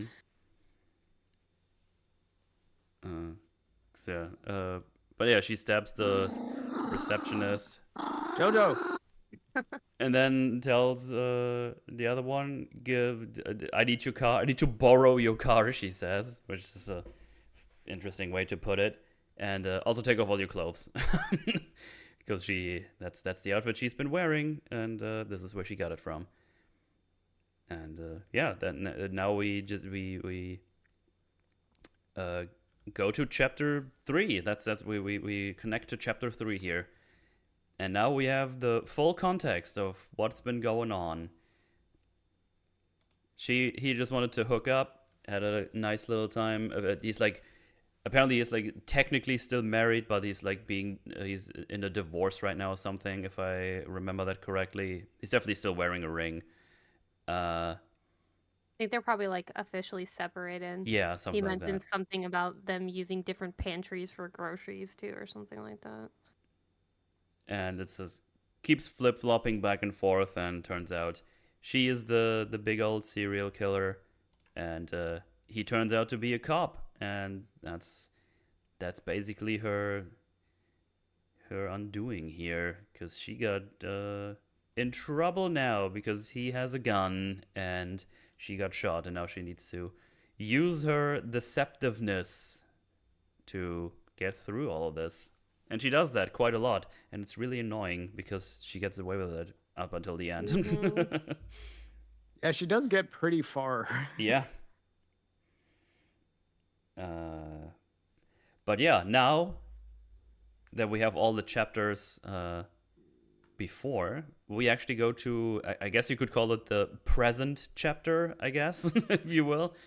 Yeah, we're caught up to Yeah. the beginning of the movie, even though it was like it was the chapters 3 and then 5, and now we're getting chapter 6. Yeah, chapter 6. And because we have 6 chapters, this is the ending chapter. Yeah, this is a good old school 90 minutes movie, which I always like to see, because I don't always want to watch 7-hour movies all the time. True. Yeah, I mean, there like the next bit is called the epilogue, but I think you could count that in chapter 6. Like, Yeah, the pretty movie's much. linear from here on out. Exactly. So yeah, we just see her driving off, and then all the other chapters in between happens, and we go to after he shot her in the freezer, and we see him aiming the gun at her, but he's not double tapping. He's not well, I say double tapping. He hasn't killed her yet, but he decides to no, I will not kill her, actually, because I have a little bit of clarity from all the cocaine and remember that I am a cop. Yeah, and that I could maybe explain why I fired, in order to ascertain her position, but explaining why you executed her would Yeah. be much more difficult. Exactly. And yeah, he handcuffs her to the freezer, and finally decides to call for some backup. He also sees that that one phone is full of blood because that has been used to bludgeon the poor guy on the floor. I say poor guy. I don't feel bad for him. He made some of the most horrendous food I've ever He seen. didn't deserve to die for it. Fuck him. Come He on. can go to hell. Aw. And yeah, he calls to the police office, to the sheriff, I guess. Yeah, sheriff was sheriff's thingy, and he calls Pete, which he's like his friendo, and he's like, "Yo, I got myself a little bit of trouble. You should probably gonna come out here." See, I feel like he should have. This was a mistake that he made. Yes. He should have told him more, especially telling him to bring EMTs or call EMTs to get out of here like immediately. Because he knows he's injured her twice now. But yeah, I feel like he should have told him more. I don't want to put like everything on the drugs. I feel like he's like has a little bit of clarity going on right now. So I don't know why he didn't say we need an EMT, because he's injured himself. I think part of it is he's concerned about how the scene looks and the fact that he's on drugs and might want his cop friend presumably to maybe help him get some stories straight and figure out how they're going to make this result in him not going to jail also. Is that's kind of what I got from it. To be honest, other than the drug use, he didn't do anything illegal. Like, there's nothing illegal about meeting up with somebody at a motel for a hookup. You know, he just got into trouble with it. Being a cop, also though, I think that at first sign that she was a like known serial killer, doing anything other than immediately contacting the police is you really fucking up hard. Like, Yeah. and I think that at the very least there'd be an investigation over what the circumstances of it were. Yeah, well, the bad part is definitely him getting into his car and chasing her, trying to kill her. That's definitely an issue. I mean, he is a police officer, though. He may be like going and taking it into his own hands, you know, off duty, but it's like, you know, aren't they supposed to do that sometimes? Like, No, you're really not. Like things. Well, there's undercover cops and stuff, you know. It's just like if he were undercover, then he would probably have a better argument as to why he took actions outside of protocol. But assuming he's just off duty, you can't just chase down an assailant in your private vehicle firing out in public. Like those are not things that you'd be able to get away with without internal affairs investigating you. Like there's reasons why when you can and cannot fire your weapon. And honestly, even her running away in a car is not necessarily grounds for you to like shoot out her back window. Because it's like, well, was she armed at the time? Like, was she a threat to you at the time? No, she could have gotten away and you could have called for backup. Oh, yeah, but in a world where cops also get away with a lot of shit that they shouldn't be getting away with, you know? And that's kind of what I'm arguing he's doing here by calling his friend as opposed to, like, properly reporting it, is he's like, this might end up being pretty bad, so maybe I should call a buddy and see if we can fudge some details here, because I might be looking at the inside of a jail cell if I just tell the whole truth, you know. Yes. Wait, what? Like either way, this is still him doing something wrong, but also him chasing her down was. It's understandable considering the situation, but it's also probably not what he was supposed to do.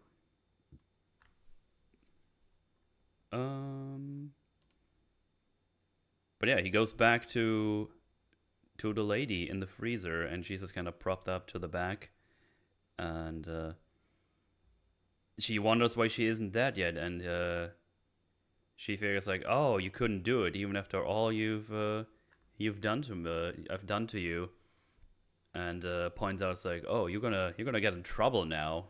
But then he just says like, oh yeah, I'll take a little bit of trouble over a life sentence. Yeah, and if he executed her, that would be more life sentence territory. Yeah. And then she goes on this monologue where she says that she doesn't want to die and doesn't care about jail, just wants to live, and points out how crazy it is that people take a small cell their whole life instead of dying, and wonders why people would do that. Because she thought she's like Gary Gilmore, who is apparently a guy who asked for a firing squad instead of getting imprisoned in a tiny cage. And also tells him that she didn't want to kill him initially, saying that love hit her like a primal instinct or something along those lines, when he had his hand around her throat, and she wonders if he felt that as well. And it's like, okay, you're crazy. You're not well, I think. And then she sings that Love Hurt song and says that it's their song now. It's our song, and that yeah. he will think of her every time now. And he just says, maybe. And then it's like, no, not maybe. And then sprays him with the bear spray, which I actually don't remember where she got that from. Was it like on the floor here? Or did she throw that in there? Well, I guess, I mean, it might have just been in the kitchen and she threw it in as she was getting in. They just didn't show us that. But I think that they did a good job of setting up the bear spray element. Or, I mean, do you see it when she's getting in? I don't know. I that's what I'm thinking about right now. I just don't remember her throwing that in. Yeah, X-Ray Girl raid. Thanks. Oh, thank you very much. Appreciate that. Much appreciated, X-Ray Girl. I'm gonna go back and see if it's like somewhere close here. Maybe like on the floor.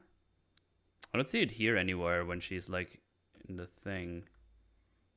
I don't know. I would need to check back at the beginning to see.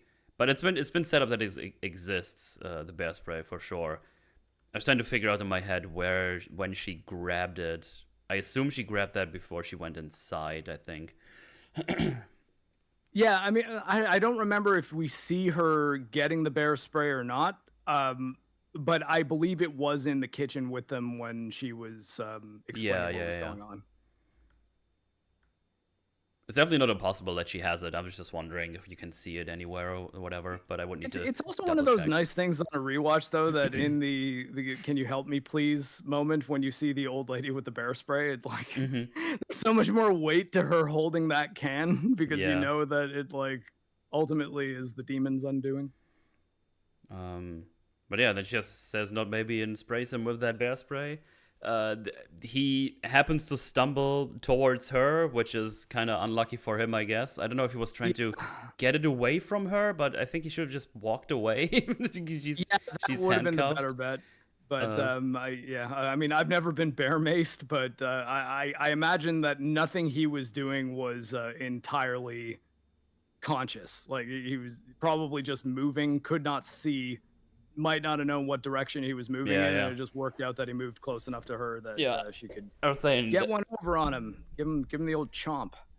Okay, apparently they showed her grabbing the bear spray. Okay, I need to check back because I don't remember it. I think they did. I believe they did. I think I noticed that when I was watching it 2 days ago.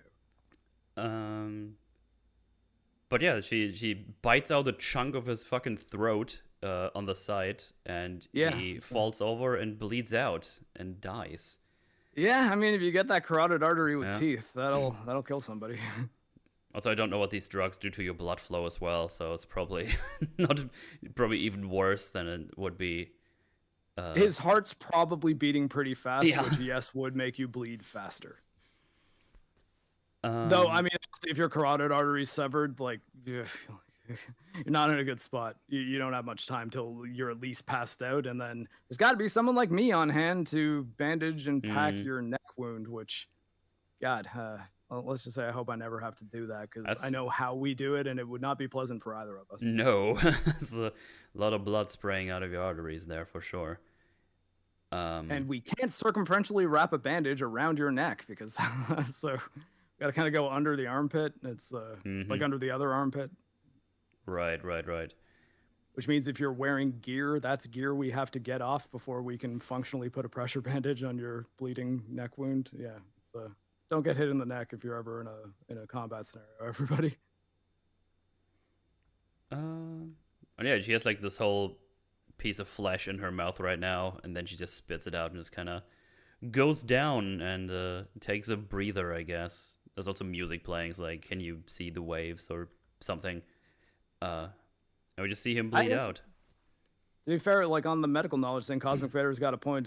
Coke probably would cause vasoconstriction as well, so that would actually make you bleed slower. But the size of the tube, the speed of the pump, and the power of the pump are all factors in how fast your blood pressure goes, or how high your blood pressure would be, and therefore how fast you'd bleed. But either way, severed carotid artery bad. Yes, for sure.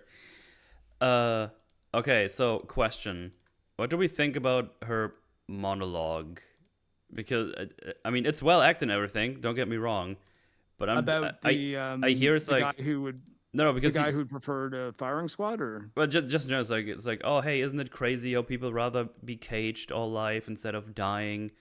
I mean, that's an interesting thing to think about, but we just move on ahead. I don't really know what I need to take away from that. I think it's just to make the last shot of the movie a little bit more impactful, because you know that she's not getting what she wants. Like she didn't go on a crazy crazy serial killer rampage and then die, and that was like something she'd be cool with. She very much does not want to die. Yeah. And I mean, granted, most people, that's your goal. So you're right. It didn't necessarily need to be stated, but I think having it be that in the moment where she is eventually defeated, there's a good chunk of time where she's feeling genuine failure is, nice little bit of justice for her. Mm. Yeah, that makes sense. That's, I guess, what I got from it. Or what I got from that being something that is in the movie and has a purpose for being there, as opposed to just, hey, let's have her say some stuff. Yeah. Yeah. Then she kind of climbs out of the freezer and just tries to drag him over close enough so she can get the gun. It's kind of fun to see her struggle doing that. It just kind of reminds me a little bit when Penguin tries to carry down the corpse from Falcon, but they just throws it. Yeah, just the aftermath of a killing or something is always fun to see. But yeah, she just kind of grabs him and gets close enough so he can get the gun.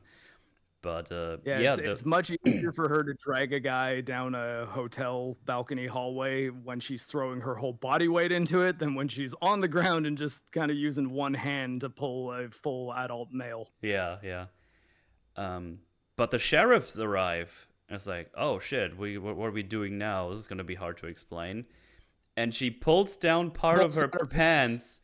Yeah, which honestly is super smart. Lies down and makes it look like he was trying to assault her. And I'm just like, you fucking bitch. I hate you. I mean, honestly, I was like, oh, that is actually, like, that's pretty smart of her to do if she wants to really throw off their perception of what's going on. And I guess luckily for her, there's what I assume to be is a rookie female sheriff. Experienced female cop, yeah.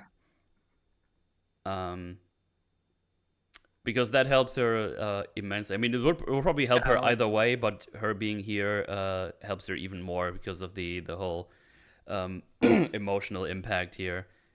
Because as I said, she put her pants down a little bit, makes it look like she was about to be assaulted. And then the rookie cop insists that she's obviously the victim. I mean, looks pretty clear to me. Yeah, and she has instant empathy for her. Like, she's like, oh my god, like if this were me, I would be in hysterics. Like, she is absolutely the one in trouble. We need to help her now. Yeah, but kill her there. No need to think about it any further. And this dude is like the more experienced cop. He's pretty on the ball, being like, hey, like, no, we don't know anything about what's happening right now. We need to follow protocol, get EMTs and homicide in here to check this out, so we should probably not move her. And she goes on to say, it's like, well, you know very well EMTs would take like an hour to get here, and you're just not taking me seriously because I have a vagina. And he immediately says, there's nothing to do with your vagina, it's just protocol, and that's not the first time I've been in a situation like this. I just have I think he says, like, you were still wearing diapers when I filed my first report or something. everything to do with the fact that you were in diapers, with the diapers you were wearing when I cleared my first crime scene. I actually really like that line. Yeah. And yeah, she's basically just like, hey, you're not as experienced. We want to figure out what's up really here. We should follow that protocol. But Killer Lady is very smart still, because she pretends like she's just convulsing and goes like, like has a seizure or something. And then they're basically forced to move her because this looks like really bad for her not surviving, I guess. Yeah, and the female cop basically puts him in a situation where it's like, well, if she dies here right now and we could have started moving her towards a hospital, do you really want to have to explain that? And it breaks him, even though he was correct at first. Although, and I mean, I don't know if it might be different in Oregon as far as like their procedure would go, but like I've done work as a paramedic on like civvy side, and if there's a dangerous situation, paramedics do not touch anybody until police confirm that the scene's safe. So it still probably would be police first. Yeah, and obviously that's what we talked about earlier. How she uses the whole believe all women thing to her advantage, where it's just like, I'm definitely gonna be taken advantage of. Like again, using all the perceptions and norms to her advantage. Just like, oh, this is like I'm this small vulnerable woman. Look how I'm lying here with my pants down. I had to defend myself, and then having like this female, less experienced officer being like, oh god, that's so awful. We need to help her immediately. It's like, oh man. So it's a good usage of of it for sure. It's quite good. Yeah, well, I mean, you do understand where the female cop would be coming from, considering the scene that she walked into. Absolutely. And at the same time, I think they do a really good job of having this guy not immediately cave and say, no, like, whoa, we should pump the brakes here a little bit. We need to figure out what's actually going on before we start deciding how any of this happened. And well, that was also the officer that he called to come down to help him. So he's probably in the back of his head thinking, oh, this might not be what it actually seems like walking into there, because his cop buddy called him. Yeah, there's obviously a bias on his side as well, because his friend called and he's like, okay, wait, there's something is probably amiss here, and he wants to protect his friend, for sure. So it's a nice little argument. Because like, why would your buddy call you if he actually was intending on assaulting a woman like that? Exactly. You know what I mean? Yeah. That's why he's like, oh, this doesn't seem right. At the same time, the only details he gave was, I got into a bit of trouble. I need you to come out here. It's a farm. He didn't really say, no, like there's a crazy lady that I almost hooked up, or that I guess I did hook up with last night. And she cut initials into my chest. And like had he given more details, I think Pete might have had more info, like a better argument to his partner. Yeah, it's good. It's quite nice. How they use that. But yeah, they end up getting her into the back of the sheriff's car. And it looks like she's at least safe for now. But if you remember, the old lady ran away, and they take the road down from this farmland, which I assume has only like this one road, basically, going down it, and there she is. He's like, oh my god, help me, she killed both of us, she killed us. And she's like, ma'am, calm down, who killed who? And then she looks at the back of the car and it's like, oh shit, and she just gets shot in the head by the lady. Also, I forgot to mention the whole time, the cop, our first cop, he asked her, are you really the electric lady? And she says yeah, or nods or whatever. So yeah, she's like the big serial killer that's been talked about in the beginning of the title crawl, and apparently her killer name is Electric Lady, which I assume has to do with the taser and the initials being carved in. But yeah, she kills the old lady, and then puts the gun towards their head, And it's like, hand over your guns or the female cop dies. And the old cop is like, fuck's sake, I fucking knew it. He's so annoyed as well. It's so relatable. I'll just quickly address Wadenweiss. Actually, you pronounce that name. The Wadenweiser? 24. Yes. Yeah, there we go. So yeah, no. If a scene if it's a fire, we don't go into a burning building until the fire department says, yeah, it's safe for EMTs to go in. Like now you can go in and like deal with anyone who might still be inside, assuming they didn't just extricate everybody. Because once they're out of the scene, like we have a safe scene to work in. And if it's violence, like if there's gunshots or anything, we don't set foot anywhere close to where there are gunshots happening until cops have cleared the scene and said, yeah, it's safe.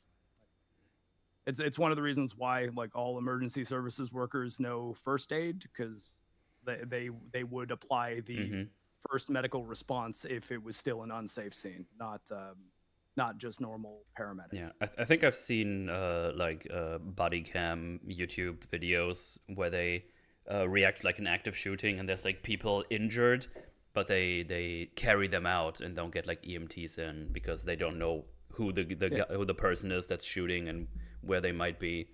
So they basically have Also, like little escorts every time. And we don't have guns. Like, I mean, like I do as a military medic, but like in a civilian side medic scenario, you don't have weapons on you. So if you walk into a scene and then all of a sudden shooting resumes, you can't even defend yourself. You're just sitting duck. Yeah. So yeah, no, she has them at gunpoint. She tells them to hand over the guns. She gets them, and she tells the lady, you know what? I really don't want to kill you, especially after what you've done for me earlier.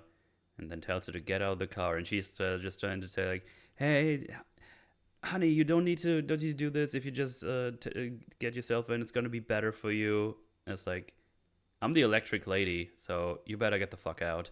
And when she's in that moment, she realized she fucked up. Yeah, you could see her like shaking and just getting out of the car, and gets told like, you're gonna get out and run to the woods. And yeah, you Pete, you can just go drive. And he drives off. And that's chapter 6. So yeah. Well, no, it doesn't end quite yet. Oh yeah. Right? I'm about to say. I'm just checking if I need to switch my visuals, but I think I put it all the way back. Yeah. Because... Oh yeah, wait, no, sorry. I thought the next thing that happens is what ends chapter 6, and then we go in the epilogue. But no, I was wrong. Yeah. No, she says drive, motherfucker, and then we said the epilogue. Yeah. And it's rather quick. He's like, okay, why are we stopping here? It's like, oh, I need to kind of think for a second. And it's just, oh yeah, he asks like, oh, you're really the electric lady? And he just kind of nods. It's like, hey, why did you kill all these people? And he's like, now we get the explanation for the supernatural stuff. Yeah, for the quote-unquote supernatural stuff. She says, sometimes I don't see people, I see devils or demons. So I believe she does say devils. She says devils? Okay. So, yeah, she definitely has a condition. Like, she has definitely something fucked up with her brain that makes her hate certain humans, all humans, some humans to some degree. And when she... It's could be like schizophrenia, maybe? Yeah, something like that, maybe. But yeah, basically she says she sees devils. And then she looks at a reflection of Pete and sees a devil. Oh, damn it. And then we get a camera shot from the top of the car, and we just see blood splatter on the windshield. And she jumps out of the car.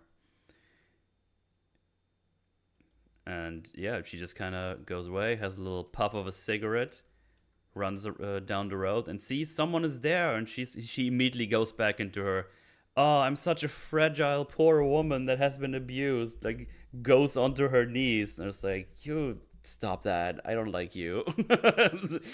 Just being so deceptive all the time. and it's like I guess like an indigenous lady, like a native. Uh, I guess she's like a proper mountain lady here. Yeah, I kind of just figured she was a person who lived in that area, but I don't know. Is there like something in her car that indicates that? I think it's I thought like her hairstyle kind of gave that away. Maybe I'm just tripping No, I balls. mean, I don't know. yeah, but people who aren't native can have braids, man. No, that's cultural appropriation. I don't even know why you would suggest that. Yeah, fair enough. No, I don't know. But yeah, she. Well, then what's she wearing a cowboy hat? Well, it goes both ways. So yeah, she kind of helps her into the car, and she looks at her own reflection, and he sees a devil. She sees a devil. Oh no. She has a "Am I a baddie?" moment, I guess. Yeah. And it kind of made me wonder if what she does next, was she pulling out the gun to kill herself? That was the implication, but she took it as in, because the way she pulled it out was aiming at the woman driving, so she took it as in like, oh, she's gonna shoot me. Or maybe she aimed it at her because she wanted her to kill her. Maybe I don't know. You could go. I don't think she was thinking that hard about it. She's just. she's Well, in a then pretty rough again, spot. you never know, because she did say that her one thing was to survive. She didn't want to die, so maybe she couldn't bring herself to shoot herself. It does seem like she sees it in mirrors pretty often, because that's like presumably where she sees Pete as a devil. Yeah, and I think that again, like just old person having a gun that they're really on the ball with and can grab right away is, I guess, the only thing that the dude in the motel was setting up, because that ends up being her undoing. Yeah. Also, I think the first. No. I guess she's like because she was talking about the mountain people earlier, because she expected them to have guns and they didn't have any, and now I assume what is to be like an actual mountain lady that lives here who has a gun now, and that's the one that is her undoing. Also, I don't know. I think it's kind of funny how it looks when you just look at the frame and she gets out the gun. I mean the older lady. Yeah. She's like, oh shit, okay, yeah, well, guess I'm gonna shoot now. Well, I mean, yeah, she doesn't hesitate for even a moment. She pulls out that gun and fires. Like, anyway, I started blasting. And disarms the assailant. I think we know that she's got another Glock too, because she took both of the cops' firearms, and I think that creates a little bit of tension as you see her her hand is struggling, because now she's losing a lot of blood and starting to do the guppy breathing, and it's I like the way this movie ends. I found inconsistency. You can't see the bullets on her first frame of the old lady, and the next one she has bullets in the revolver. Oh. 1 out of 10, worst movie I've ever seen. I think Commander. The best part of this scene, besides her, death acting, is probably the fact that, like, over time as it plays out, you can see the filter turn to gray, like she's fading out. So, like, she's actually dying, and I think that was a really nice touch on that. The movie also starts with being black and white, so it goes full circle, if you will. That's true. Also, you can see it kind of looks like she's trying to grab the other gun while she's dying the whole time. And that's the thing, and there's still that little bit of tension as this shot's held for a pretty long time, and you're kind of thinking, is she still going to kill this lady too? Yeah. Like, so I like that there's, like, even in her death scene when she's got like nothing left, there's still a little bit of tension. I mean, she's incredibly feisty for a small woman serial killer, so I could definitely believe that she's trying to pull a fast one as she's dying, but, just doesn't have the strength to. Yeah, I think her performance, though, is really good. Like, there's times where it's almost like she's smiling a little bit, even. Like, she's going through a whole lot here, and very much does look like a person dying and bleeding out looks. Yeah. Also, it's definitely a range of emotion. Like, you can tell, like, maybe she doesn't want to die, but at the same time, keeping this up, like she's at peace now that she's dying. Like you can Mhm. see it all in the performance, which is great. Yeah. The old lady called the police immediately after she shot her. It's like, I just shot a lady. She pulled a gun on me. I had no other choice. Yeah, I'll bring her in right now. And then just see her drive off while she is bleeding out. The lady is bleeding out. And yeah, it fades Yeah, and to there's a black and neat white. song playing too, and I think it's like this band, I guess, or singer has a couple songs in this movie. Right, right. And yeah, it goes to black and white. She slums over, and she did it. She died it. What a day! What a day she had, and all the other Oh people. yeah, And she wasn't even coked out of her mind at the time. yeah. The coke is probably worn off at this point. Yeah, yeah. uh, but yeah, I mean, there's no like after credit scene or anything. That's where it ends. Yep. And that's the movie. That is the movie. We Yeah. did it. A nice and short one. Or I guess I say short one. To me, 90 minutes is still normal. I don't Yeah, know. that should be the standard for most movies. Like I at like least the when they- 90-minute ballpark. I mean, I feel like that is short compared to a lot of movies nowadays because they're Oh, always God, yeah. over 2 hours. I mean, a lot of movies I like a lot. Too. I mean, we just watched the Terminator movies. They're both like 2 hours long. Is the first one? I feel like the first one's shorter. No, I the mean, first one I is know it's almost. shorter than I think the Terminator first 2. one is also almost 2 hours long. Huh. Yeah, I was surprised too, but yeah, maybe it's because of the extended edition. I imagine. But yeah, that's the one. I mean,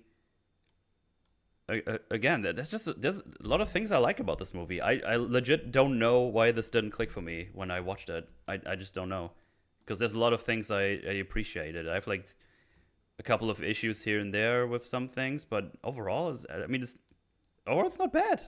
I don't know I why. mean, like- I really don't know why it didn't click with me. I watched it. I paid attention, but I know maybe it was one of those days. I have no idea. That is the better arc for discussion streams, making you feel differently about a movie. Like when it's like, yeah, I thought the movie was like okay, but I don't know, it didn't really like blow me away or anything. And then you talk about it, you're like, yeah, actually, it had some cool things going on that I appreciate a little bit more now. Because you're sexist. Oh yeah, I forgot. That's right. Yeah, our intense sexism. That's yeah. Sorry, Miss Slaughter. You're our beard here for to disguise our sexism. Yeah, no, I mean, I appreciate a whole bunch of things in there. Maybe one day I just have to rewatch it after a while. I know Mala hasn't seen this yet. Maybe I'll grab him at some point. I say that like he ever has time until I go over there. Yeah, well, keep it in mind for next Christmas. Yeah. But yeah, I mean, if you want to check it out, I think it's on Prime Video from what I remember. Yeah, I think it's on. Yeah, I'm pretty sure. Yeah, Amazon Video, and I think it's on Apple also. If you're an Apple person. But yeah, I found out about this movie just from like I think a random just engagement farm account on Twitter said like which movie was better, Terrifier 3 or Strange Darling, and there were a lot of people saying Strange Darling, and I was like, well, I should probably at least watch this movie. I think I had more fun with Terrifier 3, but I think that this does some things that really set it apart in some ways that like Terrifier 3 is not even really trying to do. So yeah, if anything, it's a bit of a weird comparison, but. Yeah, at the very least, maybe like maybe I'll check this out. I got nothing going on tonight, and this was like weeks ago at this point, but had it in the back pocket. In fact, I might have actually told you about it right when I watched it. It's just I think you did. I remember you mentioning it to me before, for sure. I'm actually surprised I didn't remember even the title of the movie because, as I said, Red Letter Media did a review of this like 7 months ago when it came out. So I guess I just didn't catch that one. Actually, I haven't watched Red Letter Media in a while. I could actually go on a little Red Letter Media arc before I go to bed at some point and just catch up on all the stuff they did. I've been on a real audiobook kick, so I've not really watched a whole lot of YouTube these days lately. But yeah, I know. I would definitely say go give it a shot. I assume you two highly recommend this to give it the watch. Yeah. Mm-hmm. I have to do a rewatch at some point. Because I said, I don't hate this movie. Like, there was like something for some reason that didn't click with me. Maybe because I was tired today. Maybe it's like something. I don't know. This happened to me before, where I watched the movie once, like, and then I talked about watching it again. It's like, no, it's actually pretty good. I like this. Yeah, sometimes stuff is a slow burn, or you need to give it a couple tries before you actually appreciate it. I do that with music all the time. Sometimes I'll hear things and I'm just like, Right, "Ugh," yeah. I'm not vibing with that song, and then I'll give it a couple listens, and I'm like, okay, it's actually kind of good.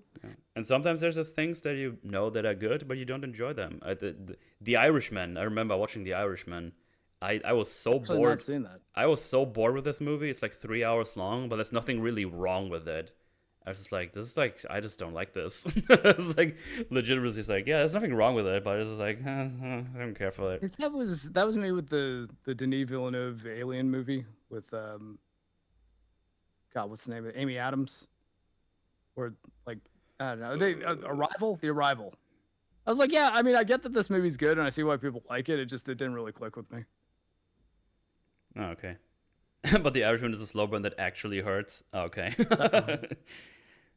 Yeah, I don't really remember this. I just remember that was with De Niro, right? He was in the leading role, correct? Yeah, I think it was De Niro and Pacino. It was a Scorsese movie that Yeah. he did for like Netflix, and it's like 5 hours long. I didn't end up getting around to watching it. Although, hey, James Moore is with me in the Arrival hater camp.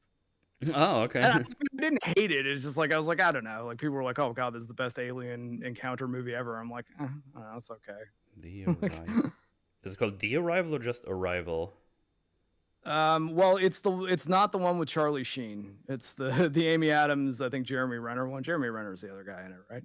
Pretty sure. Let me see. Okay, then it's The just guy who directed Dune. well, then it's just Arrival. It's just Arrival. Ah, Oh okay. wait, this looks familiar. Did I watch this with Mauler like years ago? Maybe. The aliens do like ink paintings that communicate with them, and then there's time travel shenanigans. Okay, maybe not. I think I'm thinking about something else. Or not time travel. There's like I don't know, time for like future perception stuff that goes on when you learn the alien language. I mean, I'm ruining the movie that I didn't even really like all that much to people, but apparently James Moore is with me on it not being very good. Arrival was the one Jane Wolfe argued about years ago. Really? Okay. Oh, okay. Fun stuff. Which one of them liked it? Or I don't know. I mean, James might remember. Yeah, it was an EFAB. Okay, who was the one who liked and who hated it? Do we have to kick Jay? Oh, okay, yeah. Jay liked it and Wolf hated I mean, it. Wolf just recommended a book series that is 6 books long, and I'm on like my second lap of book 5 at this point. So maybe his opinions and mine are closer than. Very good. But yeah, that's that. Nice and quick one Yeah. today. Very nice. That's nice. Good stuff. Yeah, good I stuff. guess it being a movie that's kind of hard to dig into until we get like halfway through it made it go a little faster. Well, not every movie has to be like this super mega deep or whatever. Sometimes you just can Yeah, have something that just goes good, and then it's good. It's late start time episode 2, so yeah, maybe this being a shorter one is maybe it's the way it was meant to be. Short forge bad. Oh, sorry, Snakes. Yeah, there was a couple of memberships that came through. Let me read those real quick before we run away, and I'll set you both free into the world. I got 22 No, months. don't do that. I'm scared. I'm scared of the world. I feel freedom. I mean, you can also just stay at home. That's fine too. That I works. gotta go to work tomorrow. 22 months membership of the Bearded Flea variety by O Snakes. Thank you very much. Yay. Just saying, oh god, the Germans are plotting in Austria again. Everybody dip.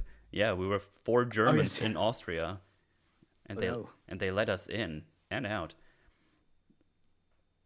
We got 23 months, also Bearded Flea variety by Kyanite Cat. Saying, saw a very silly movie with a friend yesterday called Hundreds of Beavers. That has been recommended to me a couple of times. Not seen that. Do recommend is quote unquote free with ads on YouTube and Prime. I feel like someone has said something about this to me. Yeah, it's come up on Forges before. Okay. I forgot who was the one who said that before, but Was it Kayak Cat? maybe Is he just like spreading the hundreds of beavers propaganda No. every episode we do? maybe it was Slumpy. I don't know, but it came up before. I plan to watch that at some point. Talking about Slumpy, he threw in his 18-month membership message as well. Flim Reality.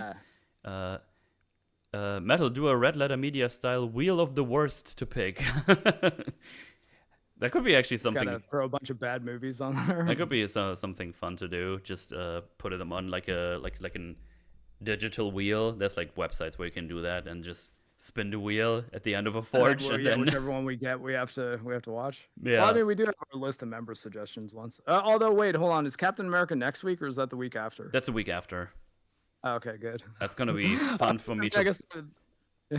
That's gonna be fun Sorry, for go me to prepare because it comes out on Wednesday, I think, or Thursday, and Friday I have birthday stuff with another friendo and me. We put together our birthday parties. So God, it's gonna. So I have to do Saturday to do all the notes for the forge or something. It's gonna be fun because there's gonna be a lot of drinking. So that's gonna be an interesting, fun forge. But I need all those notes anyway because I'm planning to make a video on that movie as well. Well, there you go. And you had to drag me into MCU slop with you. Yes, bastard. yes. You can't escape. Okay, fine, whatever. Hey, maybe it'll be great. Who knows? I'm sure it will be.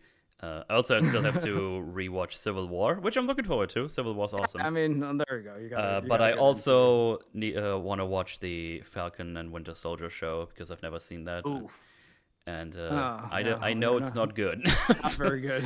But I want it for the prep, But I could just throw that on the side and have it on while I do something else. That's fine. We got 27 months by Jose Gonzalez. Thank you very much. Hey. Just saying, why are we still here? Just to fleam? Just to suffer. Not to fleam, just to fleam. The body I've lost, the comrades I've lost, won't stop hurting. It's like they're all still there. That one hits me pretty hard. Although, to be fair, Kaz lost more limbs than I did in Metal Gear Solid 5. Right. That's what that's from, in case anyone just thinks it's meme. And then 28 Months by James Moore, saying, one day I'll convince Metal to play The Surge 2. Skip the first, trust me. I know. I played a bit of the first one. I've not played the second one. I didn't finish the first one either. I think it's universally accepted that the second one is better, from what I understand. Yeah, actually, I don't think you're an amputee in the Forge, but you are a cripple. You begin that game in a wheelchair. Oh, the Surge. Sorry, I said the Forge. Sorry, Metal's Forge is on my screen in really big letters. Okay? Yeah. The first one is a slog? Okay. Yeah. I mean, I do want to play that at some point, but God, there's just so many things to do. All I need is unlimited time every day, and then I get to do everything I want. Is that so much to ask? Yeah, it is. Time progresses. Yeah, it's bullshit. I don't agree with that. Can we veto that somewhere and just say, like, no, stop? Or get rid of the whole thing where we have to sleep. That's like so much more time. Oh God, I don't want that. Sleep's my favorite part of the day. Well, if you don't need it, it's not gonna be that anymore. I'd rather trade it for more video game time. Hell yeah. I guess maybe, yeah. More video game and movie watching times. Well, both allow me to snuggle up with my puppies, so there's that. Fine. Do whatever you want. Jojo did get a little out of control when I came back from the bathroom. So. But yeah, there we go. We caught up. Thank you very much for the memberships. Appreciate that. Yeah, thanks for the support, everybody. Slow. Thanks for joining us once again. Fun times. Yeah, always good to have you. Thanks for having me on. Love talking about good movies with you guys. Yeah, maybe one day we need to get you for a bad one. Oh yeah, even better. Well, I think that's the problem is when I ask her to be on one, it's like I'm telling her the movie and then she has the opportunity to say yes or no. So like she's inclined to be on episodes where she likes the movie. Hey, I am a huge fan of watching terrible horror movies and either talking about them or preferably roasting them and laughing. So. Yeah. Hey, Spooktober will come again, and maybe I'll try to find some. Oh, maybe we should do some floompy horror movies this year. I think it would be fun. Oh well, we'll Yeah, figure it out. possibly. But yeah, tell the good people where they find you. What are you up to? Yeah, so I mainly stream on Twitch. Miss_Slaughter is my channel. I'm also the host of the Night Dive Studios streams, so we do those twice a week on Saturday and Monday. Come by because those are a lot of fun. Especially if you like Night Dive Studios and what they do. I Yeah. play most of their games and games related, or games that really need remasters. So. Yeah, check that out. And then I'm also on Twitter, aka X now. I still haven't gotten used to that. I say Twitter. I say Twitter. Yeah, as I well. still say Twitter. Yeah, tweet is just so much better. It's a better But name. also Instagram too, if you got it. But yeah, that's where you can find me. Yeah. I appreciate it. Link Night to the Dive Twitch made down the- below for sure. And Night Dive made the Quake remaster that Metal John and I played through, just before Christmas. Oh yeah, that's Sure right. did. We played through an entire Night Dive campaign on this thing. I would say the whole game, but there's like 5 campaigns in that. Set, we so. did the first one, which took like Yeah. 4 hours, I think. So it was good fun. Yeah, It was it's good like- fun. Quake's a pretty quick game. But it's a great one. I love it. But yeah, go check it out. Links down below. Mark, what's up? What you doing? Yeah, still mostly focusing on military stuff outside of Metal's Forge here, though I was on EFAP yesterday with Metal, where we were talking about Mr. Cinema Roberto. And his a video that was made about him by a gamer from Mars, and it was a funny episode though. We had a pretty good time. Little Platoon and Nicholas Diorio were the other guests, and and then I guess next thing I'm doing, I suppose, is Metal's birthday stream. So yeah, that'll be that's Wednesday. on Wednesday. That is on Wednesday. I don't even know. That's probably not gonna be a super long one, I imagine, because I have to work the next day. Otherwise, I would have. Yeah, fair enough. I don't know, get drunk or something. But yeah, good stuff. Good stuff. As for me, lots of things happening. The birthday stream on Wednesday. We're prepping for Winter Soldier, not Winter Soldier, Captain America movie. Brave New World, I believe. Yes. Not the Huxley book. I'm still trying to get back in the groove, going back to editing. So the Rings of Power stuff, that's gonna be ready whenever it's ready. Let me think. What else? Probably the Ninja Gaiden stream. Going for that game. Yay! And all kinds of shenanigans happening. More stuff coming your way. You'll get a rando rant on Astrobot tomorrow. I'm gonna upload that here after I stop the stream, so you'll get that tomorrow. For people who haven't seen the stream where I talked about it at the end, I'm gonna put that flame out on the main channel for everybody to listen to. And that's that. More things to come. That's gonna be good, hopefully. Hooray! But with that in mind, thank you everybody for hanging out. It's been a hoot as always, and we all see you next time. Goodbye. Bye bye, everybody. Bye bye.